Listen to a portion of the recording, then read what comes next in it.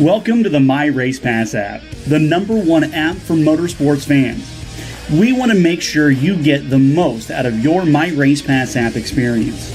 With your new free account, you can use the My Race Pass app to see race day information, including event entries and official lineups and results for over 600 organizations across North America. You can also see track information and purchase online event tickets for select tracks. With your free account, you can also search for a track or series on the My Race Pass app and favorite their profile to receive news and race day notifications on your mobile device. To see more information and to see which app subscription is best for you, be sure to visit getmrpapp.com. My Race Pass, the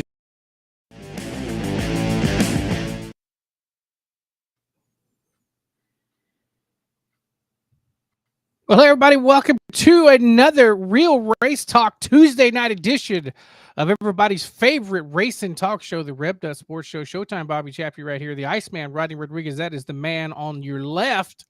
My right, your left. And indeed, we're on in the month of May and possibly everybody's most favorite Sunday of the year. Welcome, Man, how the hell are you doing tonight?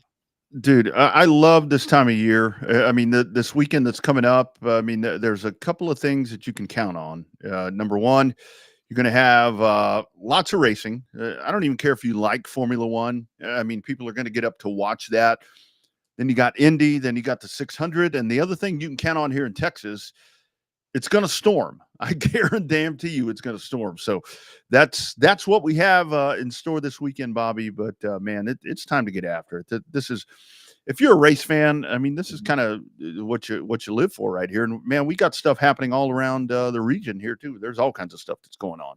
Man, we got a lot happening, not only national scale, local scale. Local is in Texas. You've got some all-star shootouts with the factory stocks. You've got some sprint, Race Saver Sprint Week coming up, cruising up in Northeast Texas into South Central Texas. Got some big Stems racing action happening on Sunday down at the Sparkling City, Corpus Christi. And then lots of races in between. Our partners at Cotton Bowl will be racing again on Memorial Day, Saturday weekend. So there is definitely not a shortage of stuff whether you are a national fan and like the mainstream stuff like we do, or you enjoy the short track stuff like that. Also, speaking of short track, H&P racing this weekend too from rescheduled rain date from a couple of weeks ago. So if you are a motorsports fan and you have some kind of excuse about not finding something to your liking this week and this weekend, turn in your fan card because something's wrong. Yeah, absolutely. And we're coming off of a weekend which I think it was a really big weekend for short track racing. Just in what we saw, obviously you had everything going on at Wilkesboro, but I know, we can talk about the All-Star race and everything that went on there. We can talk about Indy a little bit later on. Marcus Harcrow is going to join us. That's with the All-Star shootout that's coming up. All of that stuff. We'll talk to him here in just a little bit and preview some of that. But I think it was a really big weekend, even though some of what you saw with the Cars Tour and so forth, that it kind of went off the rails a little bit. That's somewhat to be expected. We kind of talked about that last week, but then you had the Wheeling Modifieds that got after it as well. And I think that those were, the Modifieds weren't on primetime TV and so forth. But I think the simple fact that you had a pro late model or a late model stock car race that was actually on Fox TV, even with all the hiccups and the mess and so forth, I think it was really good at a grassroots type of track, Bobby, to get that in front of people, for folks that may be newer to some of the racing stuff, to realize what short track racing is really all about. I think it showcased. I mean, the one thing that it did is it raised more eyebrows than it did at North Wilkesboro this time around.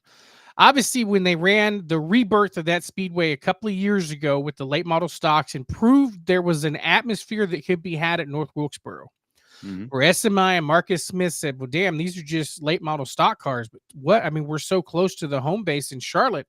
What if we brought the Cup Series back? What if we brought the NASCAR Cup Series here? What a better place to do it. Then they spent that $12 million to sit there and fix it up.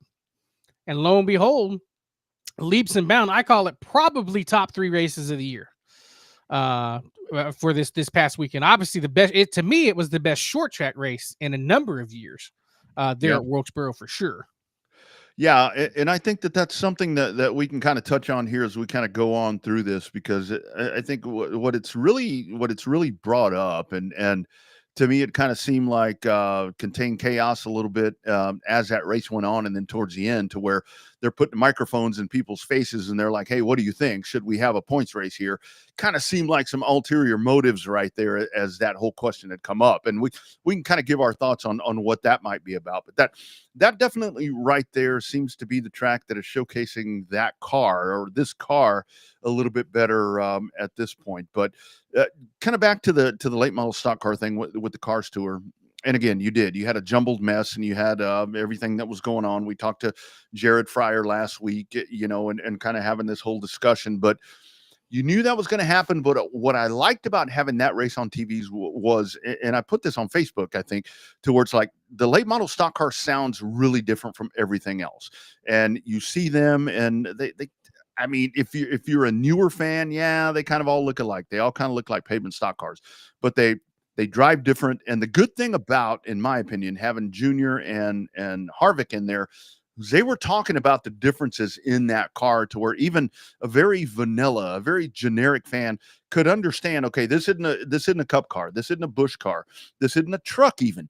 It's a very different type of animal right here to what you have on a regional or short track each and every week, or twice a month.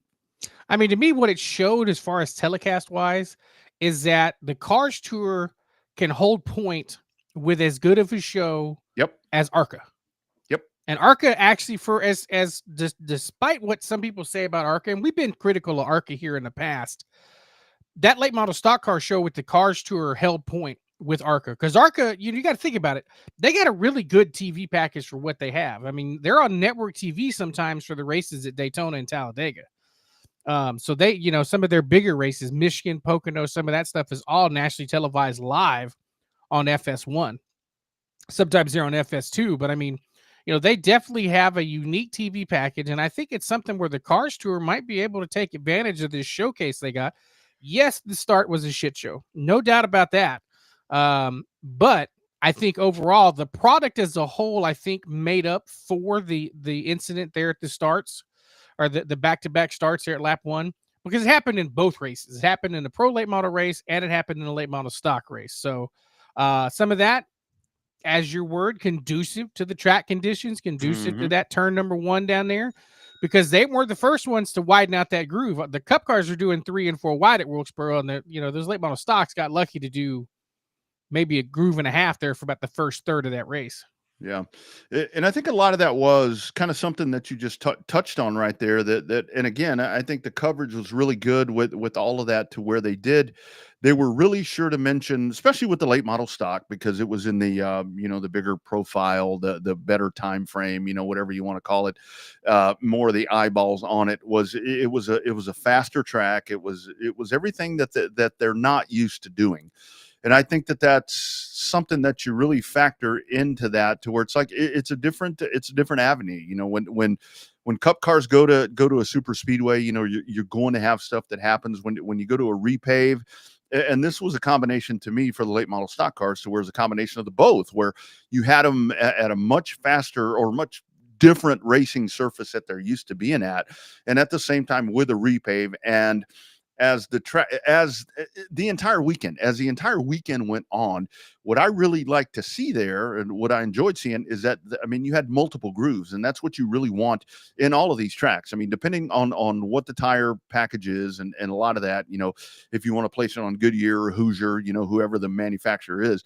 But when you actually have multiple grooves, that when the track starts working itself in, it really calmed itself down really nice, to where if you would have had the constant mess that you had from the get-go, I think that would have been a bigger black eye on stuff. But I think the Cars Tour really, really shined in their debut in a national spectrum in front of a lot of people. And our man Eric, good call on that race, for sure. Granted, that's his bread and butter, but I think I see a truck future for that dude. We love Jamie Little. She's great. She's friend of the show, good friend of yours. She's just missing that little spark that you got to have as a play-by-play analysis. So that we love her to death, and she's great, been a good friend to both of us, but just that little spark needed to reignite that Fox booth there for the Truck Series. Yeah, that's where I'm kind of on the fence with that so much is that's a really hard job. I mean, those folks that do that, I mean, because it's drastically different. I mean, it's one thing, and I really do think that there's a difference between a PA guy and a broadcaster, because I mean, when you're inundated with monitors and people in your ear and all these different things, it's Jamie is probably the best pit road person that you're going to find. She is so good at that and telling stories and finding different things. And she knows all the intricacies of like when she's over there scraping tires and doing all these different things. But when it comes to that play-by-play part, that's really hard. That is really hard. And I do think that Eric, I mean, that dude is amazing at what he does. I mean, I still, as we sit here, that was a cool thing about listening to some of the indie stuff throughout the week on Fox. Hearing Alan Bestwick on PA, it's like, why is that dude not a play-by-play guy? And I think a lot of that is his own choice, but that's a really hard job. But Eric, man, that dude has that stuff down. I mean, you and I both know from experience, it is hard as hell when you're staring at a great big glass window out at a racetrack. It is very hard to call a race from a 15-inch monitor. Very, very hard. We've both been there. It's very hard to do.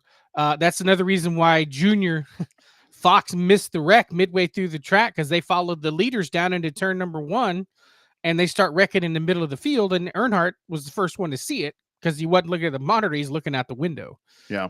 So it's a very, it's the good ones make it look easy, whether you're a PA guy, a play-by-play guy, or a color guy. The good ones make it look easy, make it sound easy, when none of them are. And that's the best part about it. When somebody goes, "Oh, that looks so easy or sounds so easy, I could do it." No, you can't. Yeah.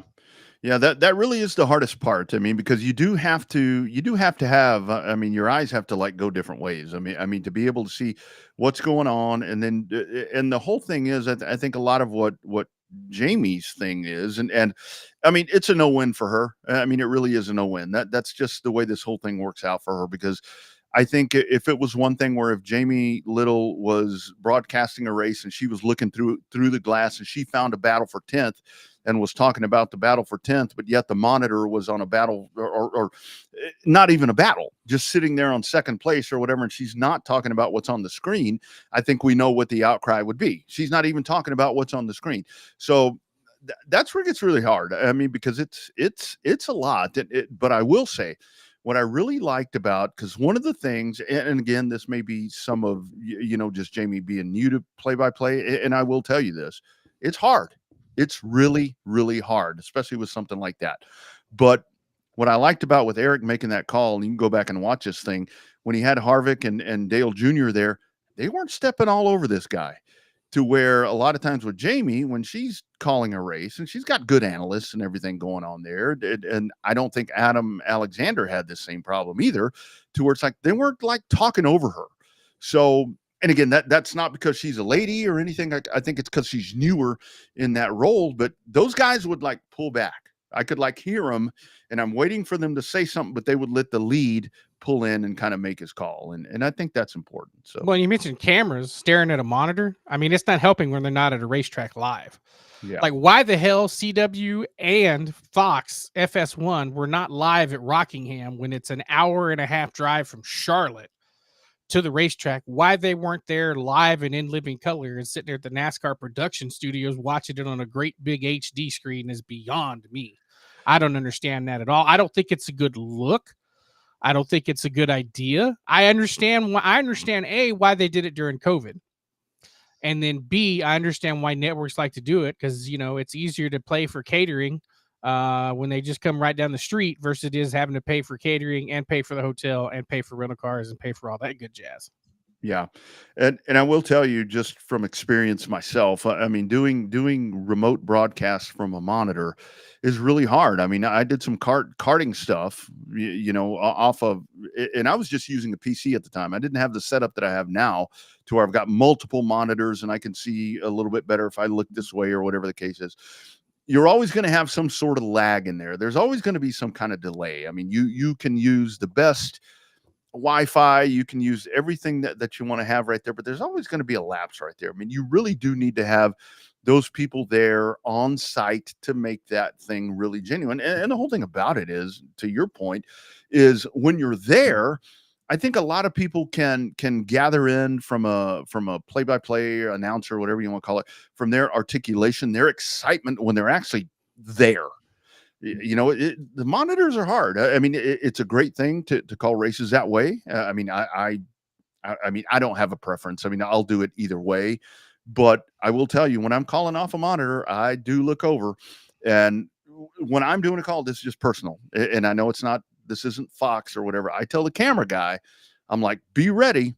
I'm going to be looking. And if I see something, I'd like you to pan that way. So I think that's where it gets kind of tough. The good camera guys that know you don't have a monitor, listen to the PA guy, listen to the announcer. All the time. They're a little bit more forgiving when you have a monitor, because then you can kind of follow them. But if you don't have a monitor and you're playing blind, the good camera guys listen to you and they follow you versus you having to follow them when there's no monitor, because you can't follow them without a monitor. Yeah, absolutely. So, and that's the thing with that. But kind of the whole point of this is, Eric, man, that dude's got himself some kind of hell of a future going on. So if you're out there listening, if Eric's job becomes available, call me. I'll do the car tour. That'd be fun. But anyway, call Bobby or I. We'll do. We know one of the pit reporters. Yeah, once he's elevated, we can kind of step into that spot. But with the Cars Tour first race, our man, I mean, there he is once again, Caden Honeycutt, going to victory lane in the Pro Late Models in that 47 car. That's one of those things where it really does. It makes my heart proud every time that I look around and see that dude out there doing what he's doing. I have to tell you, I kind of messaged you and said it in a different way, but I'm really glad that Caden has kind of focused in on what the priorities are right now. I mean, I don't think if Caden was still doing, dirt late models and factory stocks and all these different things, I don't think that would hamper his ability. But I think the fact that he's made himself available to do these sort of races on pavement, I think that's really garnering him a lot of interest and notoriety. I mean, you heard people talking throughout the weekend about him. I mean, he turned the most laps at Wilkes than anybody else. And you heard people talking about that dude like a legitimate rising superstar, which is totally what he is. Yeah, absolutely. I mean, he took it. He's taken advantage of every opportunity he's been given. Yep. Right. And he showcased that. And when he gets in rides, he's not getting in, back of the field, feel fuller equipment. He's getting in pretty top-notch rides, whether that be in a late model stock, a super late model, pro late model. He's getting into top-notch equipment. Yep. When he's getting these opportunities, and he's not getting the opportunities because he's not good. He's getting the opportunities because, one, he doesn't tear up a lot of shit. Mm-hmm. And then two, he's just pretty damn good. It's kind of that simple of an equation. Young guys and gals could learn a lot from the way that Caden Honeycutt has done it. Paid a little bit of dues. Did he have a little bit of backing to get where he was? Just a little. Enough to get the opportunities that he needed to make the most of the opportunities that he had, for sure. Like at the Derby, when he got hooked up with Wilson for the Derby, he was on the show, told us about it, and then he went out, qualified second, I think, for the Derby or pole or something like that. Mm-hmm. And then, was in contention in the top 10 all day. Yeah. And I think that's kind of one of the things. Oops, sorry about that. Checking out some stuff here. I think that's one of the things, was really cool as they were talking about him throughout the weekend. They kept referring to him as a Snowball Derby winner. And if you have achieved that at this point, look, the Snowball Derby's always been kind of the Super Bowl of short track racing. We've known that for years. It's always been that. But now that the Derby is at a point to where, like you've talked about, Bobby, to where it's like on Sirius XM, you hear them talking about that race. You see this. You see it on network TV to where they talk about that race. The fact that he has won that race and elevates him, and I think a lot of that is with that team that he aligns himself with when he gets back in a short track car. And I mean, our man JC Umscheid, he's been on this show and he's talked about how that team is so buttoned up and put together. and they show up, and even in the late model stock race, I saw some people beating him up to where it's like, whatever happened, that dude dug his way back in and still got a top 5. So it's a really good talent that he has. And I'm really glad that he has elevated himself. And for me, that was one of the highlights of the weekend, that a lot of people got to see how good that dude really is. Yeah, a lot of people got to showcase something we've known for years. Yep. The next big thing, next big superstar. And it couldn't happen to a nicer guy. I mean, obviously he's getting married here in a couple of weeks or a couple of months. I mean, him and Jessica are destined for great things on that front. So, I mean, you know, the sky's the limit for this dude. And I know we keep calling him a kid, but he's a young man. The sky's the limit for this dude. And just, you know, I'm so glad that Al Neese and him were able to hook up. And, you know, he's the flag bearer over there. You know, he's the one that runs the trucks and gets the most publicity out of all the trucks over there. So, I mean, I think it's good. And, you know, one thing's for sure, he had him covered at Charlotte. Yeah. And so he's destined to win one of these 1.5-mile races. Hopefully another Texas incident doesn't happen. But I guess Charlotte doesn't have they don't have real grass. They got that synthetic grass. So hopefully that won't be a problem this time around. Yeah. And then when you did have that stock car race, late model stock car race, Landon Lewis winning that one, and, you know, pretty dominating fashion right there. But I think once you go back, here's a couple of observations that I saw out of the late model stock car race. And again, this is where a lot of the knock on Fox or FS1 or whatever you want to call it, to where people say, maybe not some of the coverage on some of the battles that go on throughout the field, and too many commercials. That seems to be a lot of what you get. But I'll tell you, that was not the thing with the late model stock car race. Again, I'm sure you didn't have the inventory that was intact there for commercials for that race on FS1 like you would with a cup race or a truck race, because you had a lot of extended racing that was going on throughout that race, to where it wasn't, you know, every 7 minutes going to commercial. I mean, you had some really long lags in there, and they were really doing, and this is probably our friends at Flow that were probably producing this. I don't know it for sure. But you did have to where they were moving this thing around, and they were covering bits and pieces of the race. And at the same time, like you're talking about with Eric, and we're talking about with Dale and with Kevin, they did a really good job to showcase these people. And I thought that in the late model stock car race, that it was really great having Dale and Kevin on that broadcast, because they were talking about these guys in 10th place. They're talking about family run companies and talking about their history and all that. And that's really what you want. I mean, that's that personalization that you want to get. And people got to know these people. And I thought that was a stellar broadcast from FS1. I think so too. I mean, I think, you know, money wise, who knows if cars had to pay to be on there, or if it was just, you know, kind of like UFL programming. Mm-hmm. Long as you put me on TV, Yep. you don't have to pay me, right? Kind of a deal. So it was good to see. It was a great race. Even after the starts were a little madhouse-ish. But I was pleased. I was happy for him. I think it got some much notoriety, and I think it proved the next thing, that short track racing is alive and well in the world of stock car racing. I think that's what it proved, that there's a market for it. People loved it. And overall, I mean, other than I think the start was I was critical of the start on social media myself. Mm-hmm. But I think at the end, a lot of people on social media were critical to start, but that race as a whole and the broadcast made up for it a lot. And a lot of people had good, positive things to say about the overall aspect of that race, which was good. Yeah, I agree. And I think it was a really good way to kind of button up and kind of work the way into the weekend, to where you did have, I mean, you had the NASCAR stuff that was going on, but I think that a lot of the allure of going back to Wilkesboro is that it is kind of that homegrown, you know, rising from the dead, whatever you want to call it, all the different, whatever things that you can talk about. I think it was a really good thing that they showcased that part, and they were really good. It seemed like to me throughout the weekend about talking about the other stuff that was going on Flow. They tied it all up to where I think that a casual short track fan, and the, you know, let's kind of get over a little bit all the you know, dirt versus asphalt thing. I think it was a good win for short track racing. I think it was a good win, but I think the biggest thing, sorry. Oh, it's all right. Puppo. At least the little dog's not on the couch doing God knows what, like mine just looked up. She's like, what have I missed here? Yeah, right. She said, what have I missed? But I wonder. Remember when we got back? Because I've seen some of the pandemic stuff pop up on Facebook memories. Because this is about the time NASCAR went back into business with live sports during the pandemic in 2020. I wonder if this particular race on FS1 will have the same impact for Flow as the iRacing series during the pandemic had for iRacing. Will this be a needle mover to where you get people say, well, how can I watch no one in races? How come Fox hasn't covered it? Well, it's on Flow. Well, what's Flow? Well, it's a subscription streaming service. Oh, well, okay. Well, hell, I got plenty of those. What's one more to watch a bunch of racing?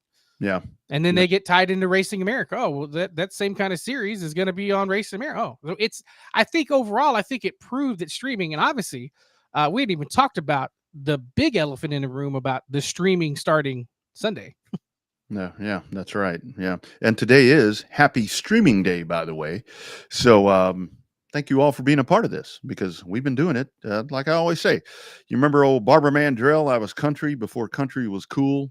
We've been doing this since before streaming was cool. So We've been doing it before podcasting got cool.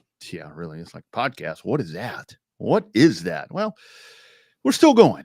We're still going. And we're looking better these days. You know, Bobby might be a little kind of white right there. He's got the lights on, you know. I shaved, you know. So, you know, we're doing all right. I trimmed my beard a little bit. I had to go to the office today. Yeah, we're doing all right.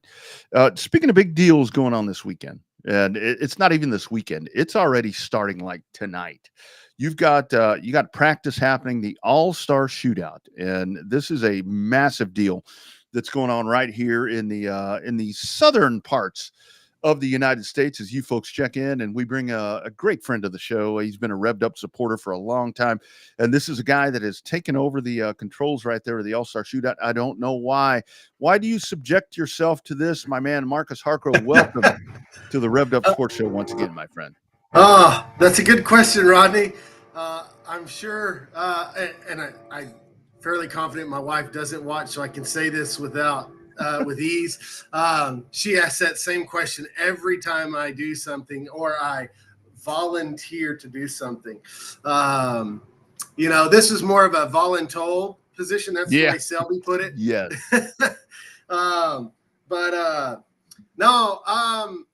Honestly, I'm excited about this role.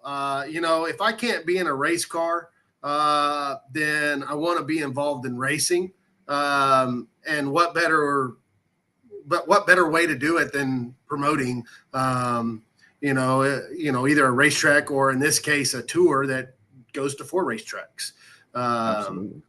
You know, and so, I mean, I've said it over and over and over. I'm just excited. You know, great team of tracks, great partners. The weather is looking absolutely fabulous. You know, Oklahoma had some scariness last night, but it's pushed on. It's gone. You know, they're still prepping the track. We're running behind a little bit for the practice / fastest lap. But you know, the track's going to be in great shape for tomorrow night. I've talked to Mark over at Grayson County. He's super, super excited because he has only got to race one time in this tour. He's always been rained out. You know, so he's excited. The drivers are excited. I mean, there's looking out there, I think we got somewhere around 20 cars right now here just for practice. You know, and so I'm just again, sound like a broken record over here. I'm just excited. I'm just like raring to go. You know, stopped at Smiley's in Mesquite, talked to Matthew there on the way here and had a great chat with him. They're a big part of our success this year. And they've been a big part of the tour's success in the past. And they want to come together as they always have and continue to grow this, you know, continue to grow this brand, which then, grows their brand. And together, I think we can we can do just that. But man, we have so many good partners, you know, and I don't want to sound like this, you know, promoter, but hey, that's what I am. That's your job. That's your job. You know, but really, we have so many great sponsors and partners. You know, we have Weir's Machine and Racing Products, IMCA Modifieds. We have the CRS Suspension, IMCA Southern Sport Mods. We have the Speed Secrets, IMCA Stock Cars. We have, as I mentioned, Smileys. We have Fast Shafts, Abilene Race Rads, Lit Sticks, Pit Lights, you know, and then a lot of behind the scenes partners. You know, we have IMCA TV for this tour, you know, doing the broadcast for all 4 nights. My Race Pass for getting us up and going on their site. We've got Jeff Hunter Toyota, and wait till you see this truck tomorrow. We're gonna do a little live video of this truck that they've brought up here for the pace truck. Ooh boy, this thing is sharp. You know, so we got a nice 2025 Toyota Tundra, courtesy Jeff Hunter Toyota down in Waco. Southern Sass Photography. Stacy's going to be with us throughout the tour, and going to have all the action shots, all of our winter photos. You know, so happy to have her on board. Diamond Duo Ventures. They're a lot behind the scenes with our some of our marketing and our promotional items. And really, I mean, again, I can't say it enough. These tracks, you know, they came together 5 years ago and wanted to do something that was racetrack beneficial. You know, there was a tour here previously that came during the same time, but the tracks were really just a stop. They were a visit. They weren't really a part of the tour in regards to how the tour ran, the economics of everything. And so, you know, they came together, and they're, you know, just as excited as I am to make this bigger and better, not just this year, but the years to come. Absolutely.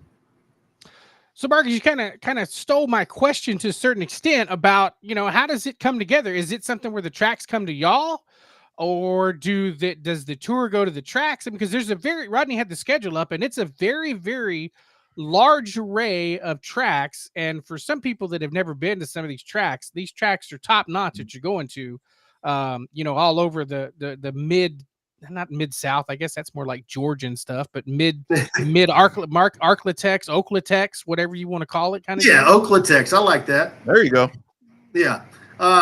Yeah, I mean, for guys that haven't been, it is a wide variety of race track styles. I mean, we're going to start at SOS, which is a big 3/8 mile track.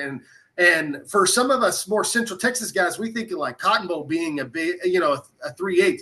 I mean, you're making gear changes for here, you know, and a stock car guy, you know, you might run a 700 down at Waco or Kennedale or Cotton Bowl, whereas you're coming over here, you're running a 666.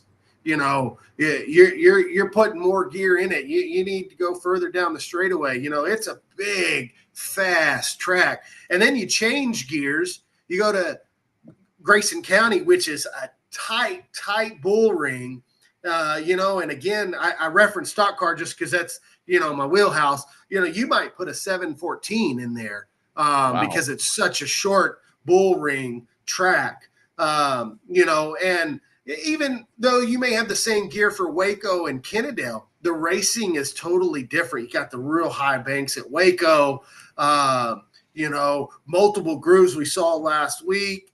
We've seen the last couple of weeks, like at the Baby Blue, you know, and then you get to Kennedale and a little flatter banking, but provides, again, multiple grooves. You know, you got low, middle, high, you know, and I just go back to my word. I'm so excited about what we've got prepared. And back to your question, Rodney, My apologies, Buck. But your question was, how does this kind of work? Well, the easiest way I can put it is the tour is the company, and I'm your CEO. Yeah. Well, the company has a set of board members, and those board members are the owners of each and every track. So we're all working together to make the tour as well as the tracks benefit and grow within the tour. Mm-hmm. Yeah, absolutely. I got to tell you, Marcus, one of the things that I love about this and the 5th annual All-Star Shootout that's getting ready to kick off. Marcus is live at Southern Oklahoma Speedway right now as they practice tonight. One of the things that take a look at that right there. And again, it's Southern Oklahoma tomorrow, Grayson County on Thursday, Heart of Texas Speedway in Waco, and then Kennedale on Saturday. That is the All-Star Tour. No offense to our factory stock friends, because there are lots of them and they have some big stuff coming up. We ain't talking about them. We're talking about IMT stock cars. We're talking about modifieds, and we're talking about Southern Sport Mods. To me, that's pretty badass. No, it is. And I got lots of factory stock friends. Have they called you? Or are they like, hey, can we get in here? Every day. And I don't want to, what's the saying, count your chickens before they hatch, right, kind of thing. But I can tell you it was a discussion. As most of y'all know, I got handed this a little less than a month ago. Yeah. And the first thing that was brought up was, do we want to make it more than the 3 classes? Do we want to add factory stocks or even junior limiteds? 3 of the 4 tracks run those 2 classes on a weekly basis. But we just felt like the short time frame that we had to try to execute everything and want to execute at the best, that we needed to make sure that we stuck with what we've been doing and move forward through this year. And then next year, revisit the idea of potentially adding more cars, more tracks. This at one point had 5 tracks in its tour, and so allow me to do what they want me to do, and that's to grow the tour, not just in a fan base and a car base, but, in its coverage, right, where it goes, what cars it brings, and so forth. Yeah. So in terms of the actual tour itself, explain how it works. Is there like qualifying nights? Obviously, you got practice night there with John Webb and the guys up at Southern Oklahoma Speedway. But are you taking, format wise, is it going to be the same every night? Going to run a couple of heat races, lock in LCQs. Yes, sir. The mains. That's pretty much it in a nutshell. We will have some heat races. It'll be basically a traditional draw, redraw. I do have an actual format. If I wouldn't have been late, I might have had all this up and ready for y'all. But when I got to Dallas, it became a parking garage. Really, the moment I left Smiley's, I was in traffic, and it just seemed to not stop till I got to the Red River. That's about right. So I'm just double checking. So yes, a traditional draw, redraw. I was looking to see if it said anything about high or low or big bucket, small bucket. And I don't see anything in the procedural format that says that. So a traditional draw, redraw, I think some of the guys are already drawing in tonight for tomorrow night, checking in. We have a mulligan option. Oh, nice. And the way the mulligan works is you do have to declare it up front. So some places you get to draw one and then decide whether you want to do a mulligan or not. Kind of like golf. You hit it and then, shank that one. I'm dropping another one. Rodney does that from time to time, from what I hear. Every time. every time. But this one, before you hit the ball, you got to declare, hey, I want a mulligan. You pay your mulligan fee, and you get 3 peel draws instead of just the 1, and you get the best of the 3.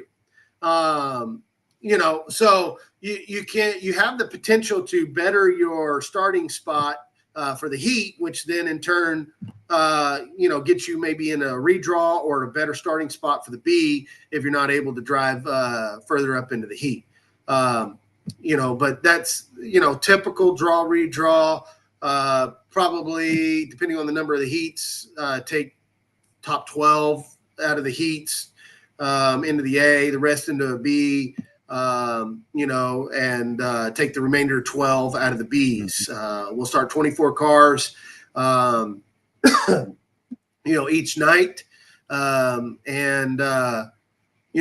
Purse is the same. Race procedure is the same. Even though we're going to 4 different tracks, and all 4 tracks kind of do their own thing on a normal night, they will all be in unison this week. And at the end, while you've been at each one, you've been collecting points. And then the tour has a points fund for all 3 divisions. And we pay those drivers on Saturday night at Kennedale once the final race for that class, that division's over, and we calculate the points, and everybody's through tech, and we'll hand them envelopes full of cash and contingency prizes. We've got drive shafts from Fast Shafts, all 3 divisions. We got radiators and Super Sucker fans from Abilene Race Rads. We've got revalve, a complete 4-set shock revalve from CRS Suspension. We've got gift certificate gift cards to Smiley's. You can, so many things. We got lid sticks, pit lights. We got gift certificates of them. The list goes on and on. And so everybody in the top 10 that gets paid in the points leaves with a contingency as well. So, aside from the nightly money, there's incentive to run the whole tour and to be competitive. Yeah, absolutely. And if you want to tell your 3 champions, they're on the hook for next Tuesday to be on this program live to talk about how they won. So throw that at them. I mean, they may not want to do that, but tell them too damn bad. No, let's do it. Yeah. Let's do it. I'm going to put it in their envelope. Put it in there. Say your ass is stuck. You have to be on Revved Up next Tuesday. I did want to ask you also, a last one from me, Marcus, is what I really like is we've seen the modifieds resurge again, whether it be with stems, toms, whatever, everything happening up in Oklahoma, Louisiana, all that. There's bonus money for the modifieds as well, right? So I think that is huge right there. That's really going to bring out some of them big guys.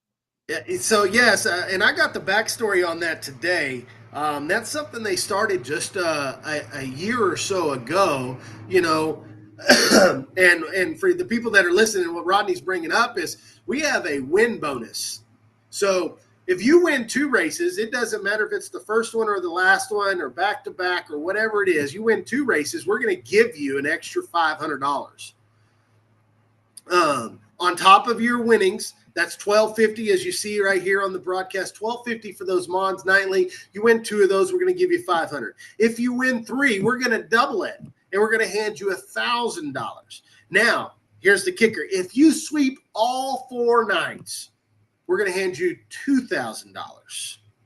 Nice. So not only would you have left with, well, let's see, if I do the math, that's $5,000 in win money. 4,000. Sorry, 4,000. No, 5,000. I did that right. Yeah, 4 races, $1,250. That's 5,000. You're going to leave with an additional 2,000. So plus the $1,000 points fund. Because if you swept all wheat, you won the thing. Sorry, I'm getting excited. That's a potential $8,000 over 4 nights. Just 4 nights.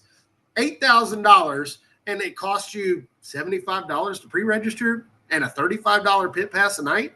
It's pretty badass.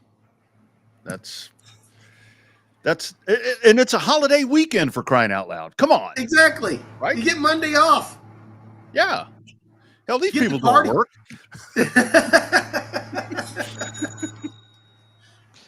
Well, I think it was cool to see the series working together because you mentioned Stems, Rodney, and Stems rearranged their schedule to race on Sunday at the race ranch so that their cars, guys, gals, competitors could race in this All-Star Tour. And you talk about some heavy hitters and some windshield miles. If you start the tour at Southern Oklahoma Speedway, and then you end up Sunday night down at South Texas the South Texas Race Ranch, that's a lot of windshield time, but that shows dedication. You throw in the money you can get from Stems, you sweep all 5-6 races, you're taking home a boatload of cash. So it's good to see. It's good to see KR and the gang over at Stems working with the All-Star Tour. So I thought that was a good thing to have, and hopefully it's reciprocal where some of those guys will come down and race Corpus there on that Sunday. Yes, I'm very happy. Me and Kevin had back in January had kind of talked about the scheduling. Because I'd seen the STEM schedule, just like any normal racer. I'm looking at schedules when they come out. Well, traditionally this race is on this weekend, but because they hadn't really formulated any announcements or anything, there wasn't really anything out that said the tour is running that Saturday. Unless you went and looked at the racetrack's individual schedule, you might not have known it. Me and him had talked, and at that time I was just talking as a racer, a fan, had no idea that 4 months down the road, I'm going to get a call from IMCA and said, hey, we're looking for a promoter on the tour. Would you like to take that?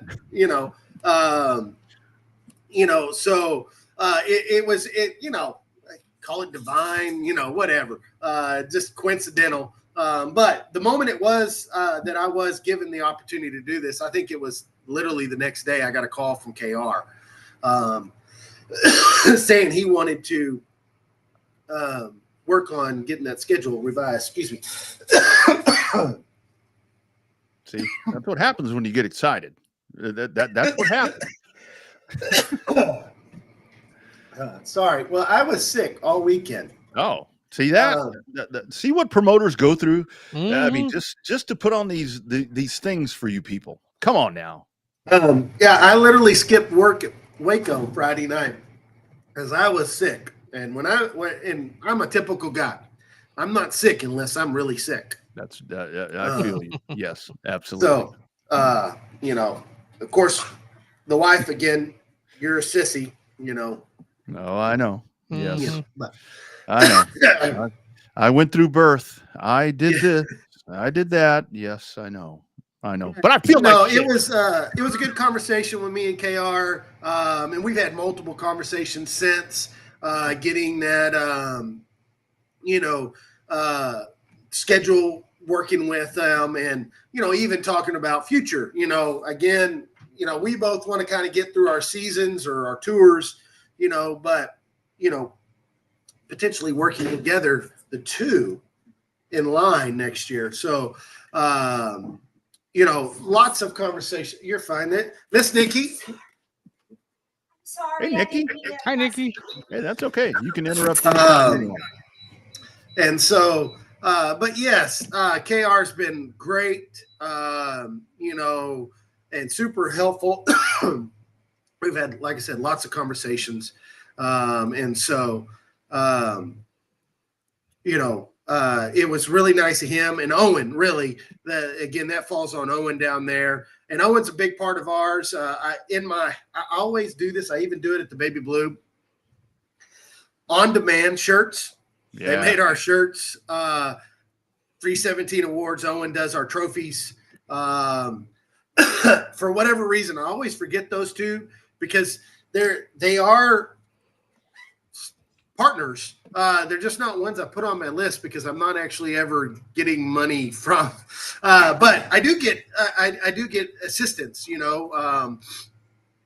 from them. On Demand always sponsors the artwork, and gives us a great deal on shirts. Let alone, you can't. Their work is just phenomenal. It's amazing, right? They make us look You know, good. Yeah, Look at that. yeah, that's hard to do. yes, exactly. I think there's their logo up in the right hand. Look at that. So and then Owen, another great partner, makes fantastic trophies. I'm an old school guy. I like trophies. I like having that hardware sit in the house, looking at it and be like, yeah, I mean, I Rodney, the one I won in 2022 on this tour in the stock car still sits in my office. I look at it, I still get excited, and it's just, that's to me, I old fashioned. I just love what a trophy that brings to me. I would hope it does the same to other people, and so, but Owen makes great trophies, brings a modern style to them, not a old fashioned, just, two post with a plastic, race car on top, but he does a really good job. And the short time frame that we had to get shirts and trophies, both of them knocked it out of the park. Coming up with designs and getting them made, getting them out the door, getting them here on time. I mean, fantastic job by both On Demand and 317. Yeah, absolutely. Great partners of this program. They have been for a long time, and really good folks right there.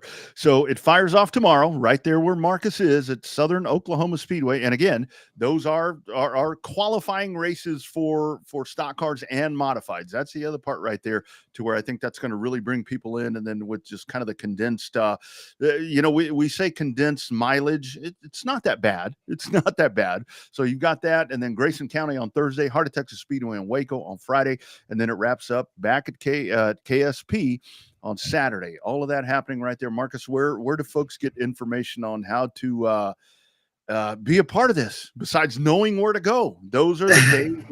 Those are the dates. Those are the tracks. That's what we want the most. But if you can't be at the track, IMCA TV, IMCA.tv. That's our broadcaster, our streaming partner.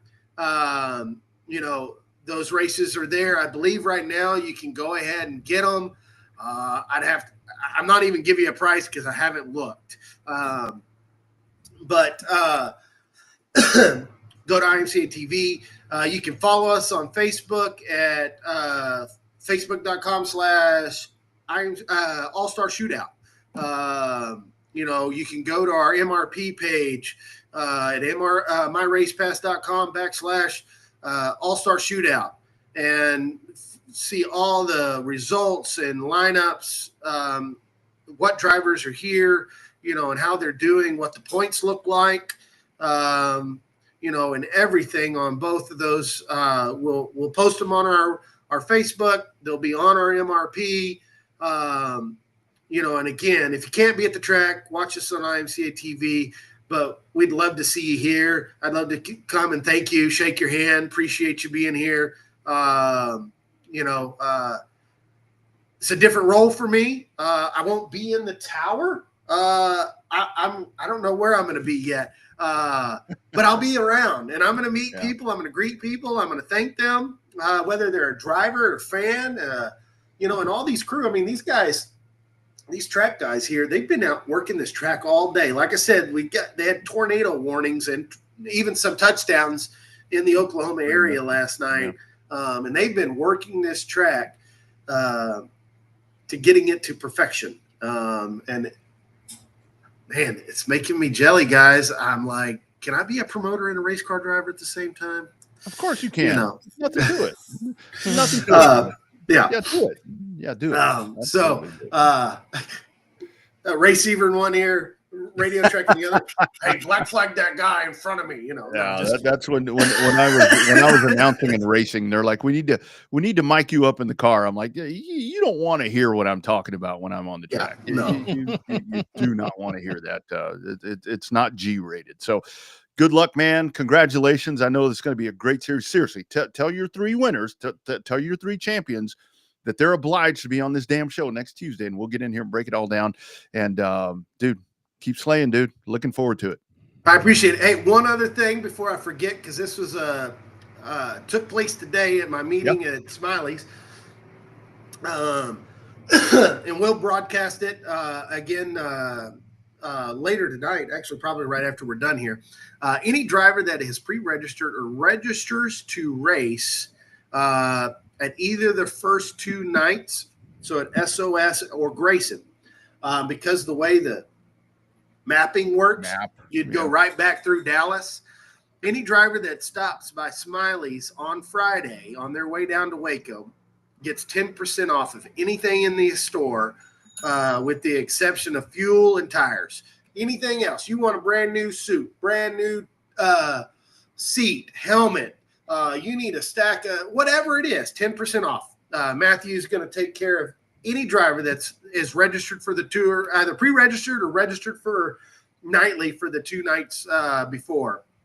And stop by, get you a discount on some products that you know you need, and get it from someone that's supporting not just you, but supports everybody week in and week out over at Smiley's in Mesquite. It's good stuff. Good stuff. Nice. Take advantage of that. All right, Marcus. Good luck, my man. Thanks, guys. And again, as always, it's a pleasure to be on here with you too. Both Rodney and Bobby, y'all are fantastic. I do enjoy watching y'all. Sometimes y'all get a little too far into that asphalt world. But hey, I was a big I know you're trying to kick me off, but I was a Cars Tour supporter this weekend. How about that? And I was listening to what y'all were saying, and I was really happy to hear them talk about everything else going on. I didn't even know there was a modified race on Flow until they were talking about it. And I'm like, well, shoot, I always like watching those. I mean, they're bad to the bone. Yeah, that's crazy. That's big balls right there with those guys. Yeah. Love you guys. Thank y'all. Always a pleasure. Good luck, man. We'll check in with you. Yes, sir. Thank y'all. All right, dude. Take care. There he goes, live on the scene right there. And that's the best part, because I heard cars in the background there a couple of different times. So, man, I think that tour is going to be pretty damn awesome. I think weather's going to hold out everything. I'm going to TMS for work, and I'm going to be there Friday evening and Saturday, and I've kind of been checking out weather. I'm shagging ass, in your words, out of there early Sunday morning. I think they may get some stuff on Sunday up there. Yeah, but, Sunday into Mondays. Last I saw, it's going to start raining. So yeah. So I think the tour's going to be all right, man. Pretty excited. He's a little jacked up, it sounds like. He's still excited for it. I mean, when you throw on the promoter hat at the last minute and finally get a chance to make it work, that's the way it works, right? Every time you ever try to step away from this stuff, the next time you step in, you're knee deeper than you were before. Yeah, every damn time. I mean, that's exactly how that stuff works. So great conversation right there with Marcus Hartgrove. It is the 5th annual All-Star Shootout. Again, that kicks off tomorrow right there where he's at, Southern Oklahoma Speedway in Ardmore, Oklahoma, Grayson County Speedway on Thursday, Heart of Texas Speedway in Waco on Friday, and then it all finishes up at Kennedale Speedway Park. That is on Saturday. Be sure to check that out. IMCA TV is your spot for that. We'll take a quick break, come back, and then we're diving in. We got to talk some Wilkesboro, got to talk some All-Star, and we got to talk about the Indianapolis 500. All of that is coming up on a live Tuesday episode of #Real Race Talk. Yes, we see the comments about Prime. We'll talk about that. It is the Revved Up Sports Show. 5-star bodies, the most advanced bodies on the market, aerodynamically engineered, manufactured from the highest grade and lightest weight materials, tested tough for optimum performance, the highest quality and most durable products you'll find anywhere. Our products help racers around the world reach victory lane. Winning never looked so good. Faster, lighter, stronger, better. 5-star. Looking to start a new career path in motorsports or searching for something new in your racing journey? Racer Jobs is your destination for providing the most current job openings from top racing teams, manufacturers, sanctioning bodies, and suppliers. Whether you're a budding race engineer, a seasoned mechanic, or a marketing ace, we consistently refresh our listings with new roles that could meet your ambitions. Looking for a great candidate as an employer? Then tap into our Racer Jobs audience and database to find that perfect candidate. Absolutely. Check that out. If you're in the market right there, they will find something for you. I kind of look at that every now and then just to see what's going on. So racerjobs.com. All right, Bobby, here we go. We kind of touched on Wilkesboro right there and all the different things that were going on. Now the question is, do you get a points race and all this, that, and the other? So I would love your thoughts, because I think had Joey Logano won that All-Star race, I think that I thought it was a good race. I mean, I thought it was a really good race. Again, in my opinion, this car is not the best one to be running at a short track. It's not built for this. It's not made for that. But I think if Logano wins that race, we may have a different idea on, man, well, the race was shitty or whatever. But you get that done. Christopher Bell wins, and I think it's very fitting that a short track guy wins that. I mean, it kind of ties everything together. But now with the whole question of, okay, it needs a points race. Where are you going to run the All-Star race if you move that? And do you think that you need to have a 400 lap race at Wilkesboro right now? Well, the biggest problem that you're going to have is, like you said, where do you move the All-Star race? Although the All-Star race, I think, has run its point. I've said on this show multiple times, the NASCAR All-Star race doesn't make sense because you didn't get to see anybody special that you can't see any other week. Exactly. Well, I don't understand the All-Star race. You know, when you get to come in and you get to see the Kyle Larsons of the world every single week, you get to see William Byrons and Chase Elliott's and Ross Chastain's and all those guys. Every single guy that started that 23 car main event for the All-Star race that paid $1 million is in your normal average everyday cup race, except for Burton. Right. Different story, right? Right. So that's the question: is, does the All-Star race matter? You know, okay, inflation-wise, it's paid $1 million to win since 2004. And I've heard rumblings that people are bitching about that part too. Yeah, I mean, they say inflation that it should pay about $2 to $3 million to win now. Mm-hmm. Don't think that's going to happen. So that's the problem is do you move the All-Star race? You need to have it. I think just because it's been happening for almost 30 years or 35 years rather, that you're going to continue to have the All-Star race. Question is, where do you have it? Next question is, if you continue to have the All-Star race and you want Wilkesboro to be a points race and the All-Star race not be at Wilkesboro, that points race has to come from somewhere. SMI only has 2 tracks that have multiple dates. One is Bristol with 2 dates. One is Charlotte with 2 dates. Everybody else that is an SMI affiliated track only ends up having 1 date a year. So a lot of people said, take the race from Texas, take it back to North Wilkesboro. After Texas delivered last time, I don't think that's going to happen. Somebody said, get COTA out of the mix. COTA was a very competitive race. I think as much as your hardcore fans and your old school NASCAR fan gets alienated by road course racing, I think, not just because it's in my backyard, I think NASCAR has to race at COTA because it's the racetrack that Formula One races at. I think NASCAR has to. I think NASCAR needs COTA more than COTA needs NASCAR. In that aspect. So you got to figure, where's that extra race coming from? I got a feeling if it's not coming from Nashville, because that race is packed, they got their date from Dover. There's another one. If Dover's not all that competitive, you could lose that race. You know, that's a legacy race. Same thing with New Hampshire. If it's not packed, think about that. I wouldn't put it past them to take the race from Bristol and move it to Wilkesboro, because that attendance at Bristol was horrible and that race was shitty. Yeah. Yeah. I mean, this car doesn't race well at Bristol. I mean, and you can attribute that to, changes in whatever, whatever the case is, the changes that have been made at Wilkes have made that a better race. And COTA is the one. I'm glad you mentioned that, because COTA is the one that I keep hearing that could be the one that gets thrown out. But I think for the reasons that you mentioned right there, I think the Austin market, look, I live in it. I live in it every freaking day. And I think that market is very important, because this town drastically changes when NASCAR comes in, not like it does with Formula One, but you cannot get rid of that race. And the whole thing is, I think with COTA is that race, the attendance, and it's one of those things, like if you have, like when we go back to the Brickyard, if you're going to have the Brickyard, the place is not going to look full. But you and I have both been at COTA, and I think this year was a prime example to where, yeah, maybe you look around the front stretch grandstands and all that, and it does look a little desolate over there. But you look around the backside, You look in turn one. Most importantly, you look in the camping areas and the infield, or whatever you call the infield there. That shit was jammed. This place solidified itself as a spot on the Cup Series. And Texas did the same thing a couple of weeks ago. That place looked amazing. So it's going to have to come from one of those places. I am totally with you that I think the All-Star race it's a sham in my opinion. You know, with all the, you can talk about Pro Bowls and NBA All-Star games and all these different things.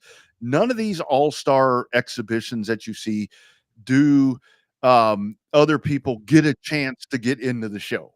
You know what I mean? It's like, these are the All-Stars. This is what you're coming to see. You don't have an open where two guys get in. The fans get to pick. Noah Gragson shouldn't have been in that race. I love Noah Gragson. He's a good dude. He shouldn't be in that race. It's like the year Josh Berry, or not Josh, Josh, the Sims? guy with the guy with the dog with the Bitcoin sponsorship, Josh Wise. Yeah. That year Josh Wise got in because all the internet nerds are voting for him, and he got in on the popular vote. So here, let me just rant for a minute. Because you mentioned Texas being full, and I said this on Facebook. I think I said it on your Facebook page, but I'm going to go on record as saying it on the show. Are you why I got banned? Come on, man. No, because it's my comment, not yours. No, mine. Okay. It's mine. Oh, In regards to the people bitching at these racetracks about taking out seats and covering up seats, the problem is the days of 200,000 people at a racetrack are over unless it's the Indianapolis 500. That's it. Except for a few major heavyweight college football games and some diehard college football fan bases, most of your college football games are not sellouts. Same thing with your NFL, minus a couple of high-profile matches. Your NFL games are not sellouts. We shouldn't focus on how many seats are gone. What we need to focus on, we don't need to give a shit about how many seats are gone. We need to care about the fact if there's 50,000 seats at a venue and they sell out all 50,000 seats, that's a 50,000 seat sellout. I don't give a shit how many seats used to be there. If they sold 50,000 tickets and they sold out 50,000 seats, that's a sellout. Yeah. And 50,000 people is still a hell of a lot of people at a race on a weekend, because there's still some people that just go to camp that don't even try to get in.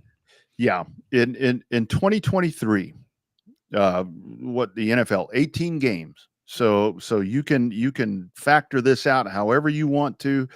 Do your own math. I'm just going to give you some facts right here. So let's say the average NFL team has, I don't know what, 9 home games, at least depending 9, how that works. And that's at one part of the year where NASCAR goes February to the middle of November, essentially is what they're doing. The average NFL attendance was 69,555 people. NASCAR usually gets that. They usually get that, whether you take seats out, no matter what the history is, everything you're talking about right there. Major League Baseball that plays 160 games in 2023, their average fan attendance across the board, whether you're the Yankees all the way down to the lowly ass Tampa Bay, whatever they're called right now, they're trying to 29,295 people. And NASCAR will squash that usually on a weekend. They kill that. The NHL, hockey, again, smaller, confined, whatever, 18,000 people, 17,099. MLS, soccer is massive. You know, it's the world's new whatever. In 2023, they averaged 22,170 fans per match. And all of those leagues that we're talking about are seasonal. The average NASCAR racetrack attendance was 67,000 people in 2023. And most of the time, those cup races are not sold out. And that seems to be what gets people all generated and fired up, is like when NASCAR says, no more seats available. I don't care who gets them. I don't care if it's hospitality. I don't care if it's Joe Blow down the street. I don't care if some dickweed buying them for whoever. They are sold out. They are sold out. And that's what people need to realize. In your words, that the 200,000 days are gone. There's too many other things to consume right now. That time has passed. But NASCAR is usually the highest rated property on sports weekends, not including NFL. And you know what, Bobby? Go to your local short track And, it's other than like you're talking about World of Outlaws, high limits, dirt late models, and not so much on the asphalt, though snowball derby. I mean, your local asphalt track, it ain't going to sit 5,000 people. It ain't full either. No. Some of these places don't even sit 1,000 people. It's not even close to being full. So this whole thing about, well, look at the stands, fuck the stands. You know what I mean? It's, those are just hardcore numbers right there. That's what we are living in right now. That's because the days of the 200,000 people are over, because if you watch the NASCAR Tubi channel and see those old ass races, 20 years and under, those pictures weren't worth a shit. Yeah. Fuzzy at the time, we thought they were great, fuzzy and out of focus and all that good stuff. Now with the event of 4K, you can sit at home, drink cheaper beer, have a cheaper ticket. Now, does it replace being there at the racetrack? Absolutely not. It does not. Does it beat the sound, the smells, the sunburn, all that good shit? No, it does not. But it's a whole lot easier to consume from the couch, which is funny because people will bitch about a NASCAR crowd not being full, but yet they'll sit there and drink beer all day in front of an NFL game and not say shit. Yeah. Yeah, exactly. And kind of the whole thought with that is to Wilkesboro. I sat and watched today on Tubi, because that really is a cool thing. I mean, you want to talk about being distracted in the middle of the day when you're trying to do work. You turn that on, and they were showing Wilkesboro races today from, I think it was 91, 92, that era. And the racing was good, but they were kind of showing some of the mid-pack stuff. And this is where I go back to where people are setting expectations right now to where you need to have a cup race there. You need to be a points paying race, 400 laps or whatever. How do you think that race, that's a 250 lap race that we saw on Saturday or Sunday night. You double that distance, you're going to get some of the same stuff that we bitch about, to where it's spread out. There's no yellows. There's no promoter's caution at a 400 lap cup race. Now there's my problem with Sunday. That's where I could have been like, okay, we could have done that. The whole build up to it, to where it's like Marcus Smith is going to do this.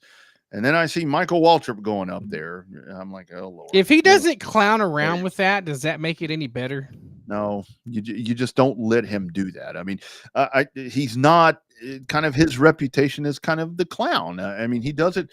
He's very knowledgeable. I mean, he knows what he does, but he's just kind of the clown, these days, to where with the grid walk. And I can't stand the grid walk. I hate that segment. That needs to go. I mean, that really needs to go. Only Formula One needs the grid walk. Yes, with somebody like Martin Brundle doing it, not Mikey Waltrip. And I get that they were trying to be nostalgic about him winning that race in '96 and so forth and so on. But I would have handled that different, because that was my only. When he goes rolling up there and he's standing up there, I'm like, okay, this is going to turn into a clown show. And then that was my only problem with all of that, to be honest with you. But this is where I go back to, do you really want to move that race? Because I think if you make it a points paying race with 400 laps, you're susceptible to getting into maybe some of because you're not going to see them chasing like they were doing on Sunday night, to where it's like 250 laps. You got to go. So I think it could turn into a regular race. So I don't know. All-star race, Charlotte, I guess. I mean, well, I don't know. Well, we all know as soon as they announced they're going to Canada that Iowa's gone. Yeah. Iowa's just a placeholder. Yeah. Iowa's just a placeholder for Montreal. Yeah. I mean, I think honestly what needs to happen is, I heard somebody talking about this today while I was out driving. I kind of heard bits and pieces of it on the Sirius channel, to where it's like, you kind of just really need one exhibition race. Get rid of the Clash or get rid of the All-Star race. And I think the All-Star race, to be honest with you, I mean, it's kind of pointless. I mean, everybody shouldn't get a chance to be in that. It's like if you and I went in this fan vote thing that they're doing for this factory stock thing with all this money that's going to be paid. If you and I had a chance to get into that race, I mean, we don't race factory stocks. Who the fuck are we? Yeah, we don't deserve to be in that race. Right. And that's kind of what this All-Star thing has turned into. And I'd be like, let's kind of get rid of that. If you want to do an All-Star thing, give them the week off, let them go to Charlotte and do something. Put them on go-karts. Fuck, I don't know what you do, but don't let all of them do it. Don't let, I mean, that's the way the Busch Clash used to be. You didn't get in it unless you won a pole. Some years there were 9 cars at the Busch Clash at Daytona. 7, 8, 9, 10 guys. I mean, 20 lap sprint is what that used to be. And then they started expanding that thing. And I get that. I mean, I totally get that with the money part and the TV part. And that's kind of the other question that came up right there about Prime. I mean, come on, man. Most people have Prime. I was looking at a discussion today on Facebook to where it's like, I'm not going to be able to watch a race. And I responded to a guy. I'm like, do you order shit from Amazon? Oh yeah, all the time. I'm like, odds are you can watch this race. you just have to click a few more times and you can watch this race. Here, I'm just going to look it up right now. How many people have Amazon Prime in the United States? Amazon Prime has over 220 million subscribers worldwide. Yeah. There are 180.1 Amazon Prime users in the United States. Pretty easy to watch that race, right? That'd be a hell of a lot of people to have access to watch that race. Yeah. That's the problem. And everybody, I don't want to pay for it. If you've been watching that shit on FS1, you've been paying for it. If you watch that shit on USA or used to watch it on ESPN back in the heyday of the 80s, ESPN wasn't free. No. It was part of your cable package. You had to pay for that shit back then too. TBS, ESPN, TNN, who else would TNT, whoever it was all part of basic cable and you had to pay for that shit. You've ever since they started running flag to flag races, except if it was on one of the 4 big networks, 3 for a long time. Or mainly 2, ABC and CBS, you had to pay to watch NASCAR. It's not a new thing. It's just a different way of doing it. Yeah. And it's like when people say, you know, I want to watch it on free TV. Ain't no free. You got to buy a freaking converter. You got to buy that converter box. I mean, shit, that ain't free to watch channel 7, 24, 36, 12, 4, whatever, wherever you live. I mean, ain't nothing free anymore. And that's where, and so many people that I read and talk to and all these different things. It's like, well, you know, I don't want to pay for this extra stuff like you're talking about, Bobby. It's like, but at the same time, they have Flow.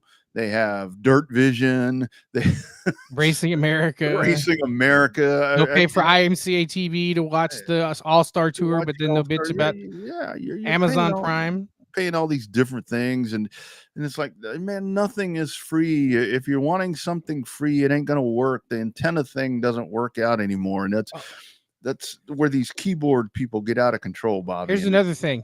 How big is Amazon Prime in the United States? Industry sources estimate that this year, roughly 75% of all U.S. Amazon shoppers were Prime members. Yes, that's all Amazon shoppers are Prime members. I get that. And not everybody shops from Amazon, but there's a hell of a lot of people that do. If you're not shopping from Amazon, I don't know how you're getting some of your stuff. I ain't been to a Walmart in years. I haven't been to a Target in years. I saw Gracie Hunt on a Target commercial today, and I'm like, well, maybe I need to go to Target. But then I found something I wanted on Amazon. I'm like, she's not going to be at Amazon. It'll be here in the morning. Yeah. Yeah. She ain't going to be at Target in Round Rock. So I ain't going. And this all goes back to the keyboard stuff. Tony Stewart won again this week, and he talked about keyboard warriors. I make a big mistake of reading social media, which I think we all make very vital, critical mistakes by reading the keyboard warriors that are dumbasses that sit in their mother's basements and don't do a damn thing and haven't accomplished anything in their life and tell you how bad you are at what you do. But they can't tell you to their face. I've never stood at the ropes and anybody come up there and go, you really are bad at this, and you should put your wife in the car. But I read it on the internet that why is he driving the car? His wife's way better. She almost won a world championship. Well, now they can kiss my ass. They literally can kiss my ass, and I'll sit there and stick it out for them too. Because they don't do a damn thing. They've never accomplished anything in their life. They don't know how to work hard to be successful in anything. That's why they say the shit they say on the internet. And to sit there and have to fight and prove these people wrong, that's the pride I take now. Because this is for all those people that say that I suck, I'm no good, I'm terrible, I've never been anything. This is for all those people. They don't have anything to show for it. I got 2 silver wallies this year to show for it. There you go. And that's not AI. That is Tony Stewart. That is right there. Prime time Tony Stewart. And points leader too in Top Fuel now. It's only by like, a handful of points, but he's points leader. How cool is that? You've got an Indy champion, a NASCAR champion, and an NHRA winner. That is pretty damn impressive. Yeah, that story's not getting the run that it should, honestly, in my opinion, with everything that he's doing. And I think that it's even more impressive right now. I think with what Kyle Larson is doing and about to do, with the double coming up, and we'll talk 500 here in just a minute. But it's like, I mean, you look at this right here, because that is a whole different discipline. I mean, Tony's done it, like you're talking about, when you come to stock cars, and then you go to road courses and dirt, sprint cars and midgets and all that. That's one thing. But when you dive into, I'm not the biggest drag racing fan of them all. I mean, to me, it's a little boring, to be honest with you. But when you strap it to that, it'd be one thing if he was in a pro stock. That's where I'd be like, well, shit. I mean, whatever. Roll cage, stock body looking body thing. Yeah, anybody can do that. Shit, I could do that. Keyboard warrior, by the way. But man, that's the biggest balls of them all. And this guy's won 2 championships, or 2 Wallies, and now he's a point leader. Pretty damn impressive for an old guy at that. He's old. He's my age. It's that baby making him feel younger, I guess. And that wife that he talked about. Yeah, I mean, something. But yeah, the Wilkesboro thing, I don't know. I mean, make it a point race. Yeah, I mean, I wouldn't mind that. But then what do you do with the All-Star thing? I think that's kind of the next question that happens right there. I mean, do you take that race international, and who do you steal it from? Who do you take it from? I mean, don't take it from Texas. I mean, I think Texas is on the right path, but hell, let's just add another date. You know what? What do you do with Chicago? Is Chicago going to be a 4th-year option track? Are they going to take that street course concept somewhere? I heard rumblings that they want to take that to San Diego. I heard San Diego, and then I heard today that possibly they go back to Chicagoland, back to the Oval, because it's not that far off. So, but again, that's where NASCAR, when you talk about them with everything that they're doing, I mean, that's more money they have to invest. But I think, as it was well said today, I think it was Bianchi that said it, to where it's like, okay, do you want to invest $5 million to get that street course put together, or figure out a way to get Chicagoland back in order? So you're going to spend more than $5 million to do that. Yeah, absolutely. I think Chicagoland was gone already. I thought it was I know Auto Club and Fontana's gone, but I thought Chicagoland was already gone, eaten up by a warehouse. No. Apparently it's in pretty good shape. Apparently it's not that far off. I mean, I think it may be one of those things to just get it back to 2025 standards. When it comes to safety, and they'd probably have to deck out garages and do all that shit for these folks to get back in there. But I don't know. I mean, again, I think that's an important market, as much as people don't want to admit it. And just like I'm saying that Austin is an important market, not quite to the stature of, California, Chicago, and maybe New York.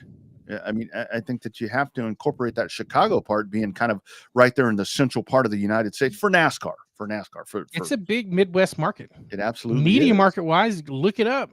It's in the top 6 as far as major media markets, not just in population, but in terms of major media market. You have to be in Chicago. There's certain markets you have to stay in. That's another reason why TMS, I think, is somewhat safe on the calendar, because the DFW market is such a huge media market for NASCAR. Yeah. You're not going to get TMS out of there. I mean, I think there's a lot of reasons why, and I think simply the fact that they're that the track is kind of coming together. Finally, I think that only bolsters that. But you're not gonna. It's gonna take a pretty big deal to get that out of there, and I don't think that any of these other options would be that. And again, I think that the street course will go. Where it goes, I don't know. I'd be perfectly fine if they added an oval back. I don't think we need a street course, but that's just kind of my opinion. Big markets, Indianapolis. What a weekend there at the Indianapolis Motor Speedway. We've watched massive wrecks. We've watched great stories. And Bobby, I'm a little concerned again, now that you have, Roger Penske with Indianapolis Motor Speedway and everything that's going on right there. And now with this, what you have with the disqualification or the, what do they call them? Attenuators and all this stuff going on. We're going down a familiar path, Bobby. We've seen CART and USAC split. We've seen IRL. We've seen all these different things. I think that as IndyCar's kind of getting some momentum. This right here, you got to be careful, man. This is a little bit of that whole family thing. It's kind of getting a little sketchy to me with some shit that's going on. So here's my couple of takes on this. Number one, if it was that damn important and that damn big, they should have caught it in 2024, because apparently the 2024 car has the exact same thing on it. Thank you, Marshall Pruitt. Only helping things, right? That's right. That's right. And if they didn't catch it last year, then they're talking about vacating wins like a college football team has to do. Bullshit. If they didn't catch it in Tech last year, then it wasn't illegal. The problem is now is it's not a, it is point blank. It's not a good look. It's not a good look at all for Team Penske and Roger Penske. Nope. The only thing that makes it a good look is that the series caught it. That's the only thing that makes the series look good, is that the series caught it. Now, heads will roll at Penske. Despite the fact that some of these guys got suspended by IndyCar, will miss the 500, some of these guys will be given pink slips by Roger Penske and tell them to kiss his ass and bye. Yep. I think the days of Tim Cindric running Penske are done. I think this after that whole fiasco with Scott McLaughlin, Joseph Newgarden there at St. Pete a couple of years ago. That's the other part. This is second time. Yeah, like that deal. You're going to see heads roll at Penske. Now, do I think that they intentionally? I mean, I guess obviously they intentionally did it if it's there, right? But you can't necessarily. They pulled the cars out of line. Yeah, they pulled the cars out of line. Took the shit off the car before it became a big problem. But I think when it comes to integrity in motorsports, I can't think of a more integrity. What's the word I'm looking for? More integral. A person with more integrity than Roger Penske. I agree, but the whole thing is now. But he's a racer. He's too bound into this shit. I mean, it's a thing that we talk about all the time on the short track stuff, to where it's like the promoter's kid is racing, whether it was intentional or not. I mean, it's like, well, he owns the speedway, he runs the series. I mean, all of it. If you don't know what's going on, here's Kevin Blanch from IndyCar talking about why the Penske 12 and 2 didn't fail. They chose to pull themselves out of line on Sunday before the Fast 12. Can you elaborate on why the two Team Penske cars pulled out of line? Well, there was a body fit violation on the rear attenuator. So as quick as this process happens, we ran them through tech. We got everybody in line, and then right near the end or prior to qualifying, they decided. Guilty. Can you elaborate on- Guilty. Which... And that is a whole thing where, to your point, shame on IndyCar that car's sitting at the museum and they didn't catch that last year. But I guess that doesn't matter right now, I guess. No, it should matter now. I mean, 2024 is done. And granted, the Penske cars have been fast, but if it really made that big of a difference, in my pink radiator cap scenario, I get that it doesn't, unless the rules say you can't have a pink radiator cap. If somebody kicks your ass with a pink radiator cap, next week you're getting a pink radiator cap. I mean, if it was Chip Ganassi doing it, it's a whole other story. Yeah. But since it's Roger Penske's team's doing it, and he owns the series and owns the Indianapolis Motor Speedway, it just puts not a good look. I wouldn't call it a black eye. I think it's more of a gut punch for the series. Yeah. Because you're like, oh, shit, this doesn't, somebody from the outside looking in, what are they going to talk? They should be right now talking about three things at Indianapolis. They should be talking about the spectacle of the race, number one. They should be talking about the rookie pole sitter with a rookie team and not a single oval start for this cat that's going to start on the pole. And then they should be talking about the possibility of carnage and mayhem come Sunday. Yeah. Only thing they're going to be talking, that's the three things they should be talking about come Sunday. The only thing they're going to be talking about all damn day is going to be the Penske cars and that attenuator bullshit. Yeah. And the natives are restless. That's the whole thing about it. I mean, you've got people within the series that are now, kind of calling Penske out. I mean, Pato O'Ward talking about the Penske problems. I mean, they weren't accidentally doing it because they had the blowtorch right there in order to get it out. So, I feel for Abel and for everybody that did the disqualifications or the last chance qualifying. If those cars weren't in regulations, I'm not an engineer, so I can't tell you what they were doing, how much speed that is, or if it is any speed. But obviously, it's not in regulation, and the rule is pretty black and white. And those cars should have been in the last chance qualifier. Like those cars should have never. Obviously, they didn't do anything in the Fast 12, but they should have been brought into the LCQ because they had that yesterday. I guarantee you, and really, because I don't think they don't need to be doing that stuff. Like they're a great team. Yeah.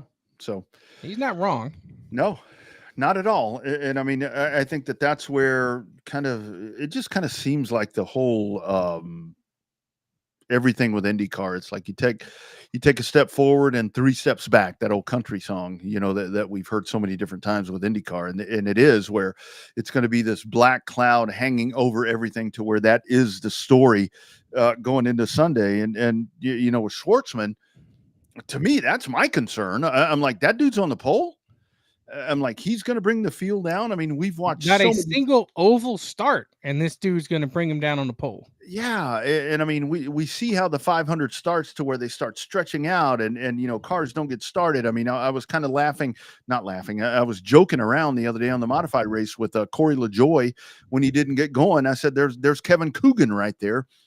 That's what I think could happen on Sunday, Bobby, with this guy with with Taku in the middle and then Pato on the outside. It's like, man, we could get 2 cars taken out right here with this dude. But the story's going to be, Penske's doing whatever they're doing. So, it's funny though. As much as I love the they call it the greatest spectacle in racing because it is. The tradition, the back home in Indiana, the balloon release, the shotguns, the driver introductions, all that. For everything that Indianapolis does great, to me, the single biggest weakness in the Indianapolis 500 is the start. Because they don't line up to start 3 wide for shit. No. It's horrible. They need to watch our dirt car friends. That's how you do that. And that's what I'm talking about right here. I mean, the way they spread out, I'm like, I'm really concerned here. I mean, I'm sure that, Schwartzman, driver out of Israel, he was hauling ass. Was he 232, almost 233? I mean, that's great. I mean, Takuma Sato. And that's one of the things, when it comes to Indianapolis, I mean, I always love the stories right here because like Takuma Sato, he doesn't run the full thing, but this guy shows up, whatever he's in, he's going to be a factor. I mean, I thought he was going to sit on the pole. You got Pato on the outside, that second row with Dixon, Rosenquist, and Alex Palou. Alex Palou is going to win this. I mean, no matter what happens, he's going to win. They could take him out on the first lap. He's still going to win. He wins everything. Well, I mean, it's a good thing. I mean, the sad part is, though, and it's the same thing we've been discussing over various shows, both this one and the old FM show. It's the same thing we've been discussing for years, is who, except for your diehard racing fans that follow IndyCar, know who the hell Alex Palou is. I know, right? He was that guy on the Fox commercial, but so was Joseph Newgarden and Pato O'Ward. Mm-hmm. Yeah. Fox is doing all that they can to drive Alex Palou down our throat to make him kind of the personality, which he should be. I mean, you look at the body of work and everything that he's done. I mean, that is a guy that we should know. Joseph Newgarden is a guy that we should know. And I think honestly with Fox, and it is, you text me the other day. I mean, Fox is really selling out to the 500, which they should. I mean, it's the greatest spectacle now. They're saying in sports, they're saying now, which it is that big. But as much as they're doing here with all the FS2 coverage, and I mean, every day last week, damn near, they were on live TV, and that's great. That race deserves that. Yeah, better than Peacock last year. Yeah. I mean, no offense to Alex Palou or any of these guys. Joseph Newgarden is especially being a back-to-back champion. The dude's from North Carolina.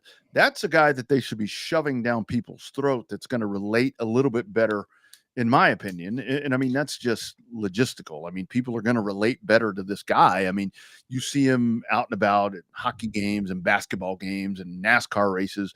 That's a guy I think that you would sell a little bit better. He's honed better at his craft, I think. And I think that would be better, but it's going to be a great audience. The 500 is everything that it always is, but it is, man. You got a black cloud hanging over this, and I do really worry that here we go again with open wheel down this road. It's always been events. Remember, I talked about that on the Lost Speedways thing, to where it's like you had with the Cosworth engine and all of that in '78 that it caused that, and then you had with the split with Tony George and there was that event that kind of made things go the wrong way. I just hope that isn't where IndyCar is going now. I don't mean to be Katie bar the door, but it's just a progression. It seems like, and I hope this doesn't ruin open wheel racing. You remember that one year when they had the freaking race at Michigan on the day of the 500? On the same day as the 500, and they wrecked going to turn one right at the start. Yeah, I remember that. Jeez Louise. So imagine, though, in a world where the Indy 500 and the Coke 600 are on the same channel. Right. We want to get started with the whole Amazon Prime discussion again. But imagine living in a world with the Indy 500 and the Coke 600 on the same channel. Imagine if they were both on Fox. Yeah. Yeah. I mean, how about that? That's like having the Super Bowl and Game 7 of the World Series on back to back. Mm-hmm. Yeah. And that's really, and it's funny that this is kind of happening now, to where I know it's not a Fox thing, but just think about, you were talking about it last week, toward next year, everything really changes when Monaco's not a part of this. Nope, that's going to suck. Everybody needs to enjoy this last complete day of slackness in front of the damn television, because next year you ain't going to get to do it. You ain't going to be able to have no mimosas and screwdrivers next year. Yeah. Because Monaco for like the next 4 years is going to be the weekend after Memorial Day. Yeah. And that's where, it still doesn't sound right. Formula One has to be more self-aware than that. You have to. Because there's more people that wake up on this race day and watch Formula One, despite the race is going to suck. They're not going to pass. The cars are too fast. The cars are too big for Monaco. All that stuff. People get up and watch Monaco because it's Monaco and it's part of a race day tradition. You get up, you eat breakfast and mimosas with the Formula One crowd. That's over from about 8 to 10. Then 10 o'clock, you start turning over to the coverage of the Indianapolis 500 as it reaches its peak with the driver introductions, the balloon release, the back home in Indiana. That goes on from about 10 to about 3-ish. Yeah. Then you got enough time to go hit the facilities, fire up the pit for a couple of hours, and the NASCAR race will start about 5 o'clock. It's the one day that it's okay, socially acceptable to sit your ass in front of the TV and watch racing. And anybody that tells you that you shouldn't, you should just tell them to kiss your racing ass. Well, I do that most Sundays. So I tell my wife that most of the time if I'm home, but, and she will oblige, but you're totally right. And I think that this is where Formula One, I mean, I don't know if they're trying to make a statement right here, but they're like, we don't need that. And, the sad part about it is they probably don't. I mean, they really don't. They probably don't. Yeah, they don't. I mean, they're going to draw in whatever, because that's kind of the misconception. It seems like all the time when those ratings come out, Bobby, towards like, 2 million people watched the All-Star race, and 1 million people watch the Indy, not the 500, but whatever random race. And they're like, oh, only 900,000 people watched Formula One. Yeah, but that's here. That's in the US. Look at the other number. They don't need us.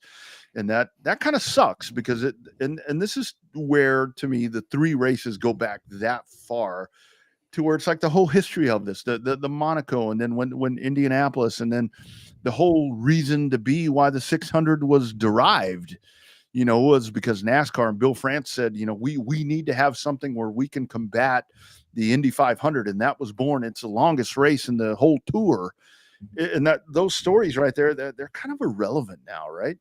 To where it's the cars are too bulletproof now. Nobody cares. The cars should make it 600, unless you're Denny Hamlin and some TRD people and Ryan Blaney and a couple of Roush Yates engines this year.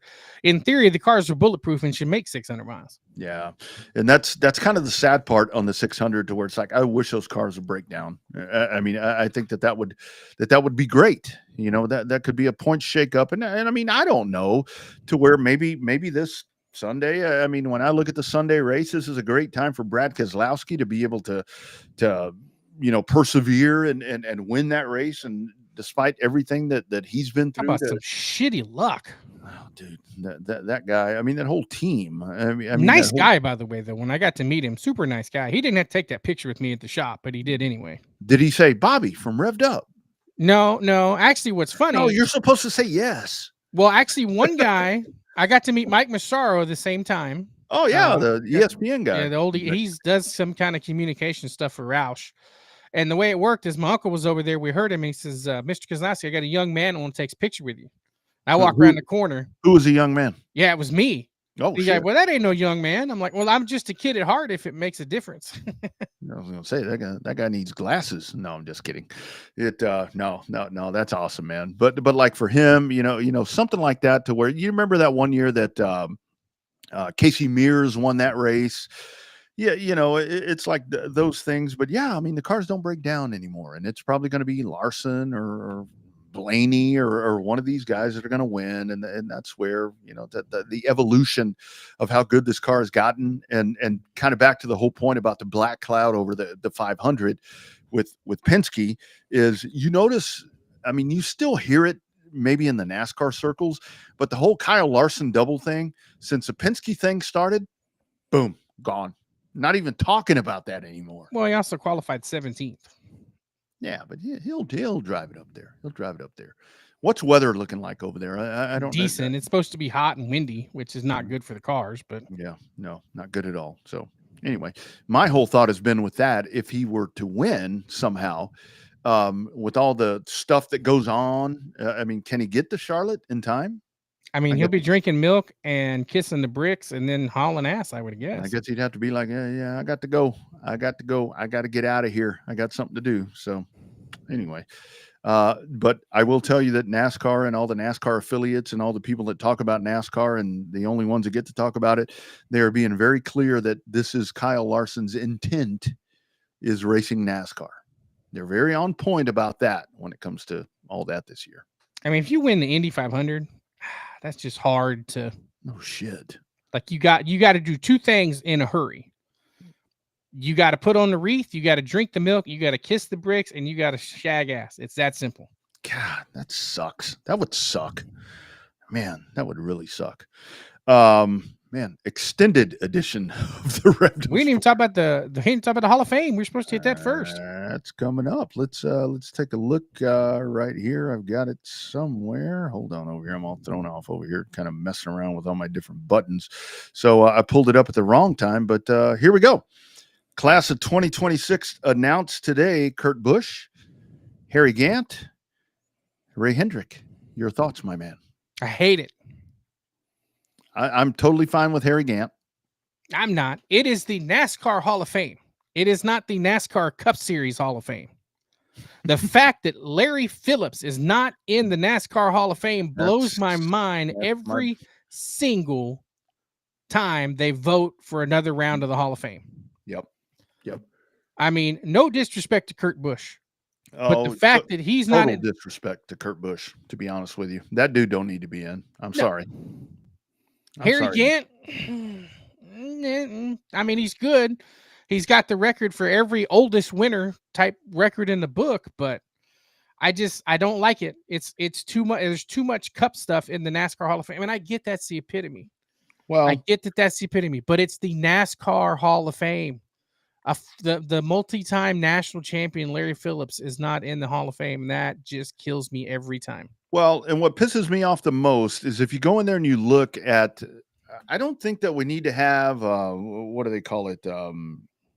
Pioneer, whatever. I don't think we need to have different classes of this.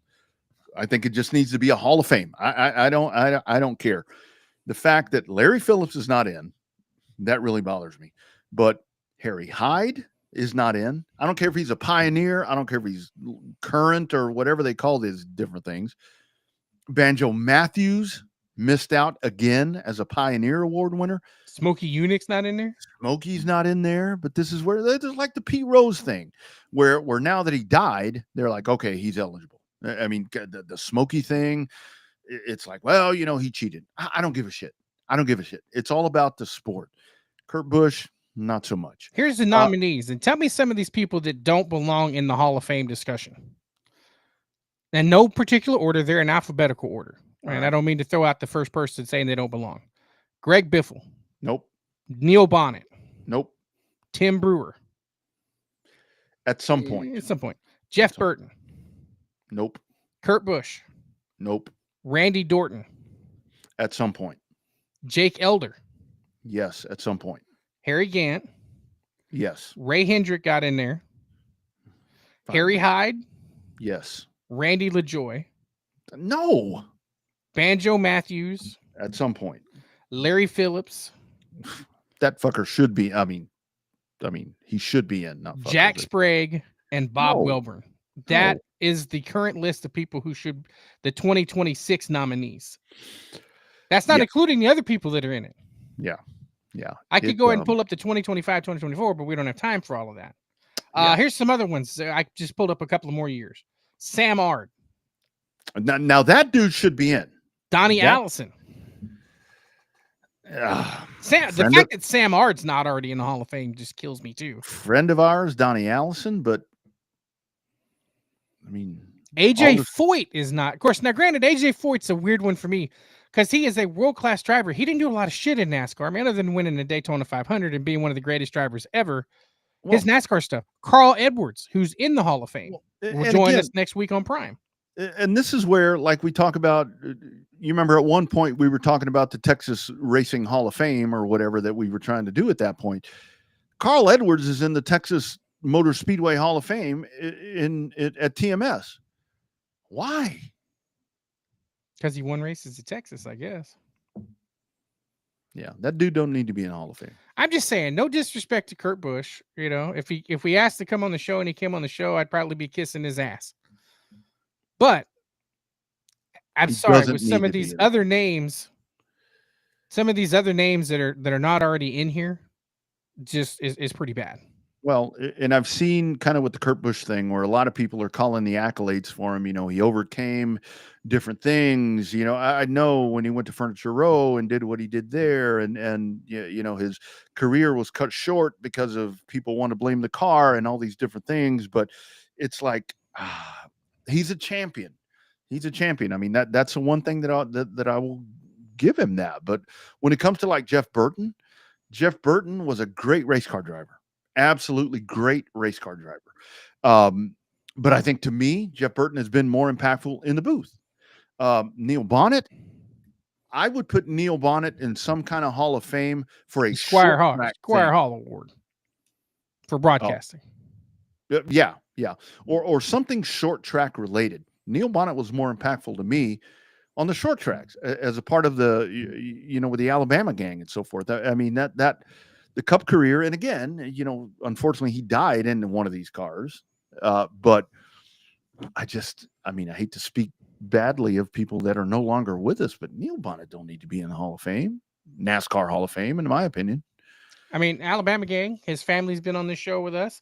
Yeah, His other Alabama gang members have been on the show with us. Bobby should be in, obviously. As he is. And Donnie. Donnie, when he raced, and you know, Bobby's talked about this to where if Donnie raced all the time, he would have probably been exceptional. But you know, if my aunt had balls, she'd be my uncle. That's a big if. You know, so anyway, well, here's one I don't have a problem with. Oh, he should have been in a long time ago. Yeah. So there you go. There's that. So anyway, yeah. So Hall of Fame. That's kind of where. And just think, it's only going to get at this point because that's where the NASCAR Hall of Fame was so odd to me because it started later. So you had to get the folks that had to be in there. I mean, you had Your to first couple of classes are the ones that needed to be in there. Absolutely. I mean, your first class was Bill France Jr., Bill France Sr., Richard Petty Jr. Johnson, and Dale Earnhardt Sr. Right. That is if you don't put those guys in, those guys should have been in without even voting. They should have just been in when you built the Hall of Fame. Oh, by the way, we're building the Hall of Fame, and these 5 guys are coming in whether you guys like it or not. Right. Right. Yeah. We're putting up their monuments and busts or whatever they do over there because they are that important. But this is where I mean, Greg Biffle.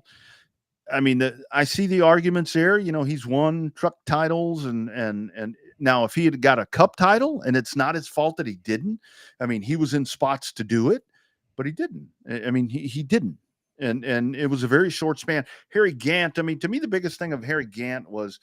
And this is where I kind of go back to your point about Larry Phillips. Is this is where you go back, and that's where this whole criteria thing to me.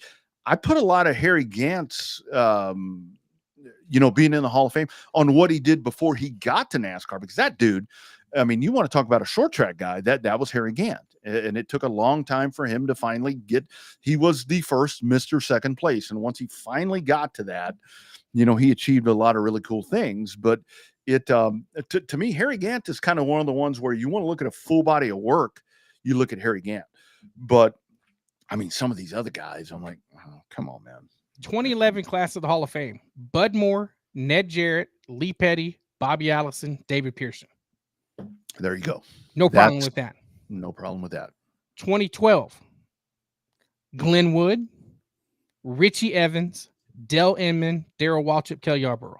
So how is again, I love Richie Evans. How was Richie Evans in there, but Larry Phillips didn't? I don't know. Blows my mind. Yeah. Blows my mind.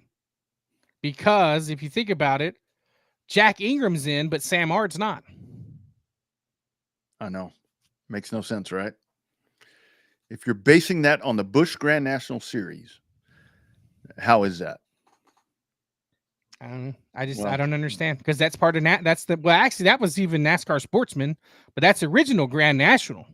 Yeah, late model sportsman. Late model sportsman, yeah. Yeah, and so much of this is just like it is with the NFL, with MLB, is that a lot of this is. I mean, I know that they have panelists, and NASCAR is better with this than some of the other stick and ball sports, to where they actually have people that are hands on that are a part of this. But so much of this is like the writers. They don't know who the fuck Sam Ard is. They don't know nothing about Larry Phillips. I mean, if that dude didn't win the Daytona 500, they don't know what he did. They have no idea. Yeah. I mean, it's like all these people that we see that cover NASCAR, and a lot of people do a really good job of covering NASCAR, but that they don't know anything from. They ask the same questions every week. They don't know anything from 2000 forward that they've read about. And you don't have to be old. I mean, just learn the sport. You know what I mean? And I think Jerry Cook is in the Hall of Fame. Who? Jerry Cook, race car driver. You race at Longhorn? Bobby Isaac is in the Hall of Fame. Well, he should be. He was kind of in that whole. But again, great example right there. It was a very small amount of time for Bobby Isaac. When I think of Bobby Isaac, I think of the Superbirds. Obviously, yeah. Yeah. Very small amount of time. So, well, it's a newer Jerry Cook made his name in modifieds, winning 6 NASCAR modified championships, including 4 consecutively from 1974 to 1977. So how the fuck you leave Larry Phillips out? I don't know. That, like I said, that blows my mind. Yeah.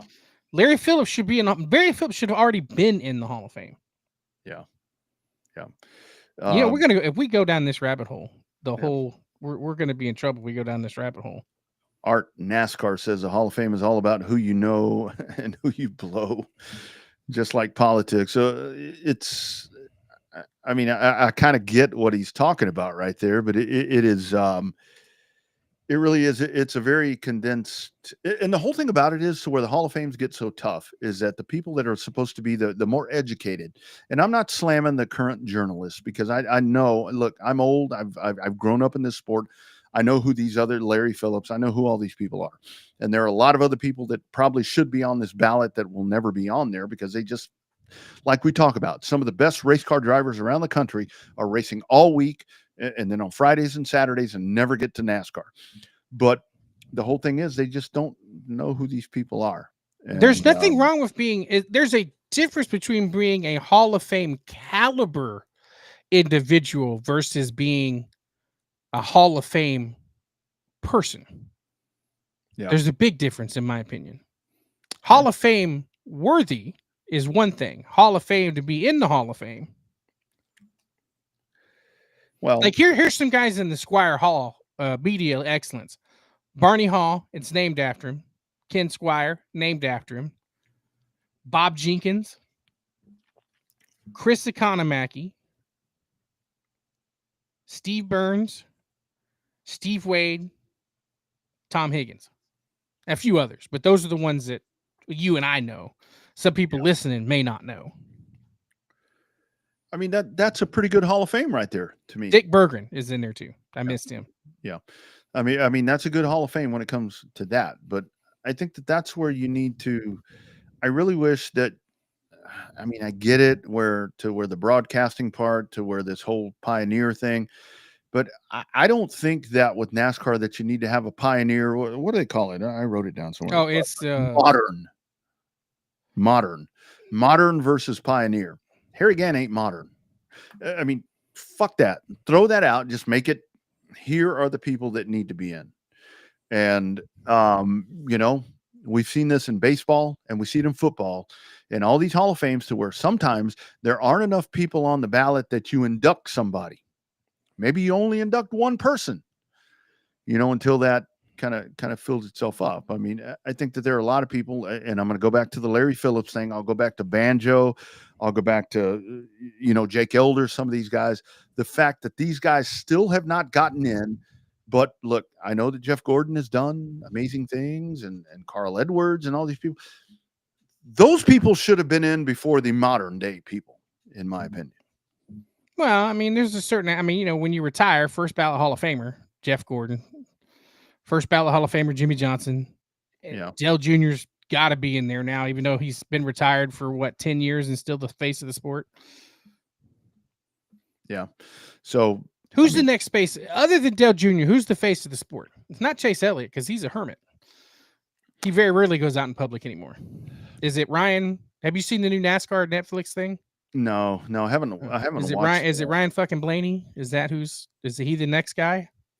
You know, I really think that if he really tried to push the envelope and really wanted to be the face of NASCAR, I think Christopher Bell would be really, really good at being kind of the one that could go out and reach the short track people and kind of reach the NASCAR people, because the guy speaks really well. I don't know if you heard him on Channel 90, you know, doing some of the play-by-play, and or was that on TV? I don't know where that was, but he's really good. He broke the race down really well. He talked. It seemed like to me he was kind of kissing Kyle Busch's ass a little bit. It seemed like to me, because of maybe some past incidents. Well, hell, that's Kyle Busch's championship winning crew chief and team. Yeah, that people forget about. That's what I mean. That's the same. You know, that's the same guys that he's had that Kyle Busch had. Yeah. Adam Stevens has that whole group together from when he won the title with Kyle Busch, when it wasn't his injury year, when it was his good year that he won the title. Yeah. Well, I think where the series, I don't know if it was a series, I don't know if it was Trackhouse or whoever it was that fucked up, but when they kind of told Ross Chastain to kind of pull it back a little bit, I think that could be a guy that could relate to a lot of people. I think that he was a guy. I think right now, if Kyle Busch was in a winning car, if he was in something that was competing every week, Bobby, that would be a guy that could be absolutely polarizing, because when you get him competitive, that dude's going to be somebody that's going to get the clicks. He's going to say the shit that people want to see. I don't care if he's 30, 40, or 50. That's a guy that kind of in that Earnhardt thing, where I think as he gets older, if you could get that guy competitive again, I think that could be a dude that could capture audiences. He don't give a shit. He don't care. I mean, he's the nicest guy that you can talk to as walking down the sidewalk, but you get him competitive, you get him in a situation where he's been wronged or he wronged somebody, and that's the guy that you want. He's just got to get in some better shit. Well, I mean, if you think about it, like, you know, the cross Busch and Budweiser have had a tendency to sponsor the guys that are polarizing, that cross paths, right? That's where Ross Chastain comes in. You had Kevin Harvick for a number of years, obviously Dale Jr. with Budweiser. You had Darrell Waltrip back in the 80s. You had Donnie Allison in the late 70s with the Busch Light sponsorship or Busch sponsorship, stuff like that. So the problem is you don't see the same amount of stuff as you saw back when you had multiple guys that were polarizing. In the 90s, you had Earnhardt, Rusty Wallace, Mark Martin, Davey Allison, Dale Jarrett. That was your big five. Then you there for a while. Then, with the next batch, the next decade, you had Jeff Gordon, Jimmy Johnson, Tony Stewart, who else? Just those guys, right? Dale Jr. And you don't have that with this next generation of talent up here. Nobody's jumped off the page to be not necessarily the face of NASCAR, but just be associated with NASCAR. Yeah. Yeah. I guess maybe Larson is the closest guy that's jumped off the page because he races every night. Because it's NASCAR champion Kyle Larson racing, not high limits race winner Kyle Larson racing. But it's very much to me with Larson to where he's kind of like Jimmy Johnson, to where it's like the dude wins all the time, but he's just kind of, oh, shucks. It's not anything that kind of grabs you. I think of the drivers right now, we talked about him a while ago. If Noah Gragson was winning races and competing for top fives, I think that would be a guy where people would be like, okay, let's latch on to him because he's. Can you imagine him being sponsored by a beer company? Oh, that would be perfect. I mean, that would be the perfect guy if you're Busch or whoever to latch onto that guy, and you put him in a good ride and he could start winning races. I mean, that's a guy that could win over, what's lacking, in my opinion, with the Cup Series to where that's a guy. Look, you and I both talked to him. I've talked to him hungover, sick, whatever, and he's same as Noah. I mean, that's at the Derby. He was he was one with the people at the Derby. He was getting drunk like everybody else the night before the Derby. That's all he is. You and I have walked up to Bubba Pollard and he hands us a beer and it's like, Bubba, you're racing tomorrow. I don't give a shit. I mean, those are the kind of guys, but it's a very different time, right now with all of this. But I was actually talking to somebody in Texas, as a matter of fact, because Kyle Busch was next to my booth, did Q&A with people, and he had done, I guess he did a race that weekend or the week before or whatever, and they were like, Kyle Busch is really good on TV. I think that guy has a really bright future on TV. Look at the guys that have been really good as analysts on TV. Let's take Benny Parsons and all those people, Buddy Baker. Let's take them out of the picture. But the more modern day, Darrell Waltrip, when he raced in his heyday, when he was Darrell Waltrip, not DW, asshole, buck the system, talk shit, ruffle the feathers of Cale Yarbrough and David Pearson, all those guys.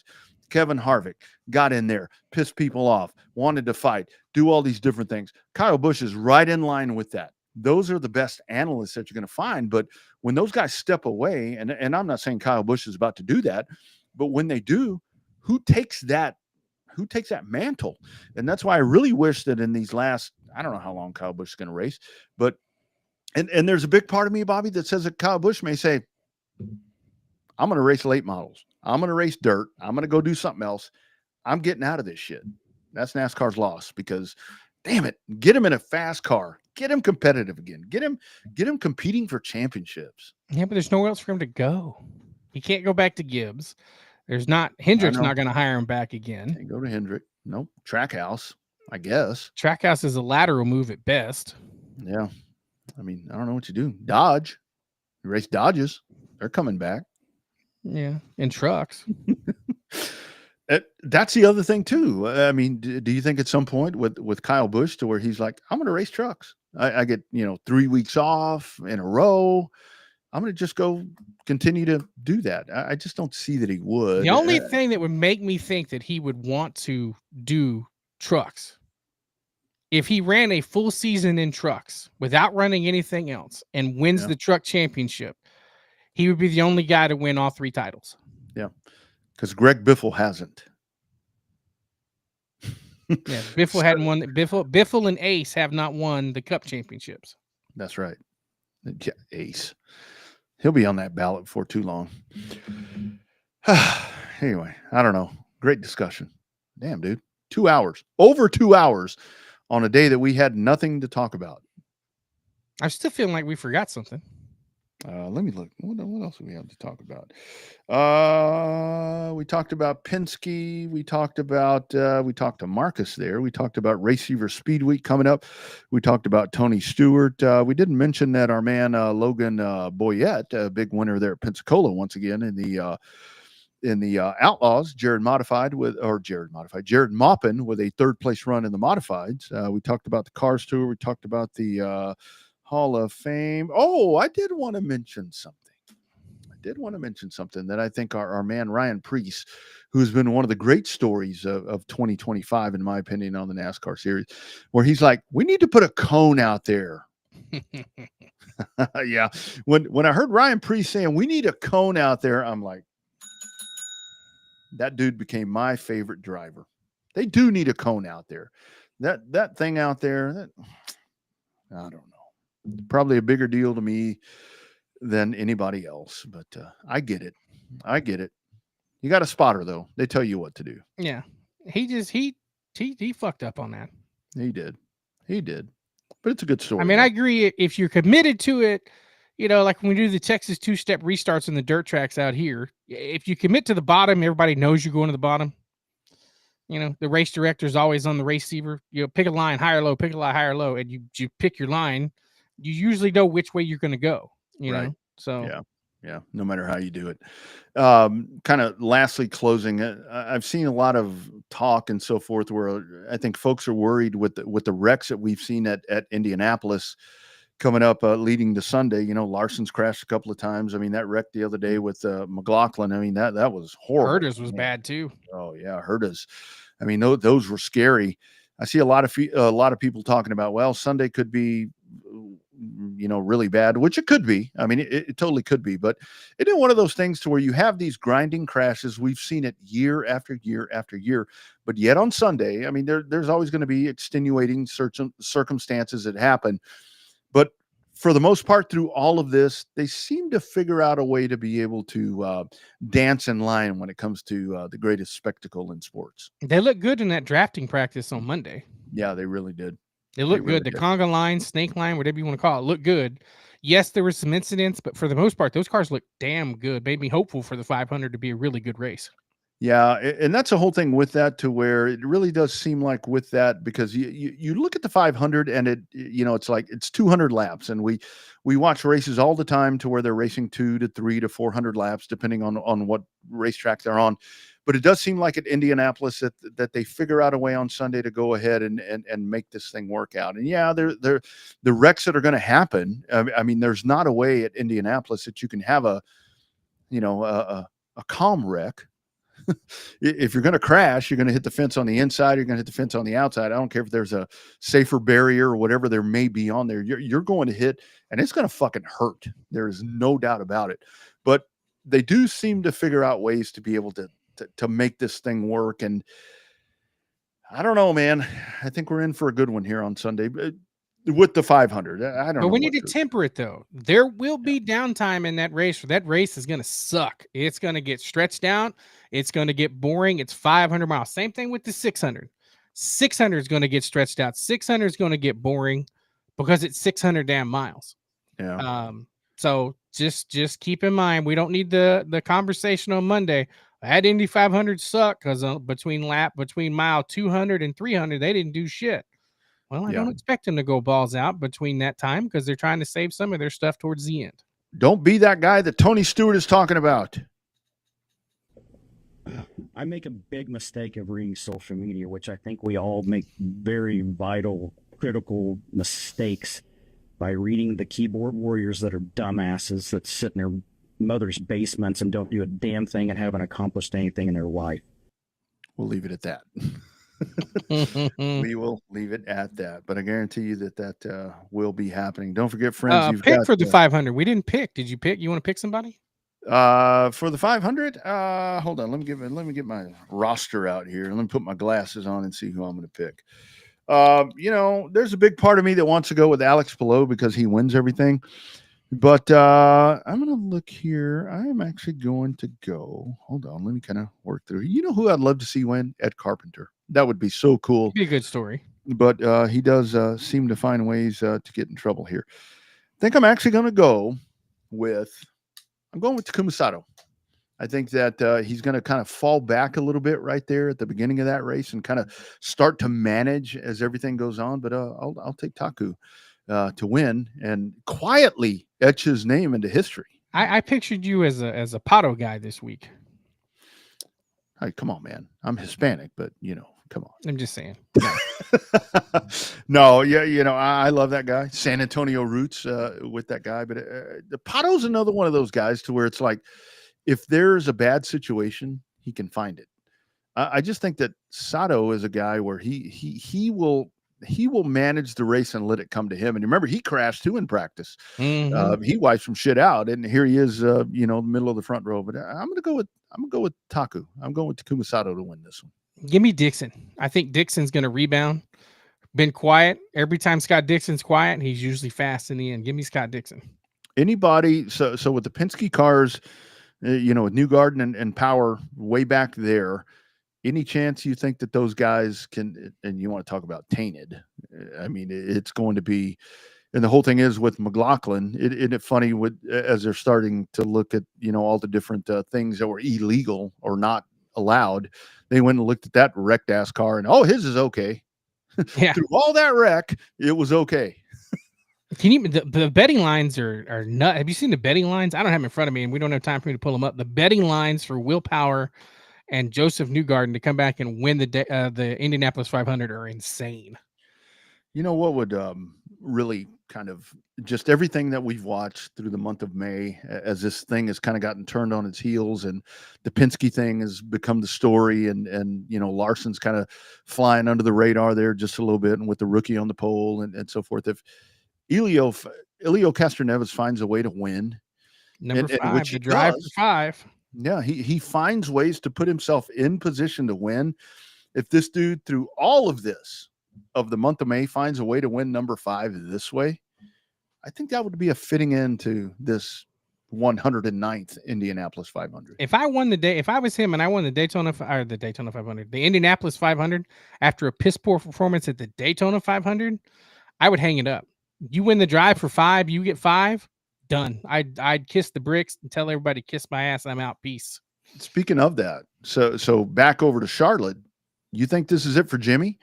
I don't think Jimmy Johnson's going to win the Coke 600, but no other races scheduled for him this year. I've heard a lot of the talk to where it's like, okay, what is it for? I don't know how many starts this is. It's like a monumental start for him. 700. You think Jimmy is done? You think he's like, okay, I'm done? I actually thought he was going to be done when he retired in 2020. I would have really liked for him with that Daytona run, where folks are like, he finished 3rd. It's like, well, shit. It's hard. It's hard to not finish 3rd when everybody's crashing. But I think we may see Jimmy for the last time. Maybe. Time. I guess that's the dog alarm telling us we ran long. Yeah, we did. 2 hour, damn, we did run long. This may be the longest revved up ever that we've ever done. I don't know. We did on the FM show. We did a 3-hour Formula One show one day. That's right. Yeah, that boring ass shit. And yet we still managed to finish this one off. All right, dude, what is your weekend? So, I mean, you like mimosas. You like doing all that stuff. Your last time, brother, is that what you're doing on Sunday? I don't know, dude. I'm probably going to Cotton Bowl on Saturday night to our friends. So you're adding to it. So we need to. But I come back way too late from Cotton Bowl, so I don't know if I'm going to be up in enough time to do the mimosas at Formula One, unless I actually just say goodbye to H and Marianne at a decent hour and come home. Drink them on the way home. Yeah, that's true. I mean, I get back late. I'm just kidding. Don't do that. I get back late from Cotton Bowl like 3-4 o'clock in the morning. What the hell are you doing over there? I help H lock the doors and put stuff up, and I mean, he offers me Southern Comfort and Diet Coke. I mean, I can't be rude. I don't want to turn the man's whiskey off. There it is right there. There it is right there. I knew there had to be more to that. So anyway. Joyce sometimes cooks, so there's lots of good food. The time that I went this year, she cooked and it was running way late. And I'm like, baby, I gotta go. I can't eat. She's like, sit your ass down and eat. Yeah. Yeah, I was like, I can't eat that late anymore. Any time now, Bobby, that I eat after kind of lost some weight and stuff going on. So anytime that I eat after like 10, which will probably be tonight, my tummy gets all messed up. And I've got to do a radio deal tomorrow where I'm going to go out to Sue Patrick and eat those military MREs. Oh, so, yeah, that'll be fun. That'll be fun. The shit that I sign up for. But yeah, so you need to build your graphic and say, here's Showtime Bobby Chaffee's Sunday, Cotton Bowl, Monaco, Indianapolis, and Charlotte. Could be fun. Yeah, all 4 of them. Makes I don't know. sense. If I can just not stay out late at Cotton Bowl, I can probably make all 3 races tomorrow. The wife just looked in the door and she's like, "What are you doing?" I think she's ready for bed. So she said, "Shut my ass. It's time to shut this thing down." Almost 2.5 hours of great radio right here. So we'll lock it down, and dogs are about to go crazy. So great program. Thank you to Marcus Harkrow. All-Star Shootout happening. It is 4 nights of action. Be sure and check that out. And you can find it on imca.tv, I think is where you said that you can find that. So Correct. Be sure and do that. Yep. Go out and find a local short track. If you're in South Texas, go to Corpus. You got 2 nights of action that are going to be going on there. And like we always say, Bobby, if you can't find a racetrack, find a streamer. They will take care of you. That's right. Consume it how you can, however you can get it, in person, online, or over the newspaper. It doesn't matter. Just consume it the best you can. Newspaper? What is that? That's that thing that they used to. That's the things that they used to wipe their ass with a long time ago. Oh, my man. That was what you read in the John before we had cell phones. That's what a right. newspaper is. That's right. My man is delirious over here. All right, you guys. Thank you for checking in. We're still going strong right here, but we're going to call it a night. We'll do it again next Tuesday, 7 o'clock Central, 8 o'clock Eastern. It is hashtag Real Race Talk, the Revved Up Sports Show. That's Bobby down south. I'm Rodney up north. We are in Texas. You guys be sure and check in next week. We'll do it again. See you next time.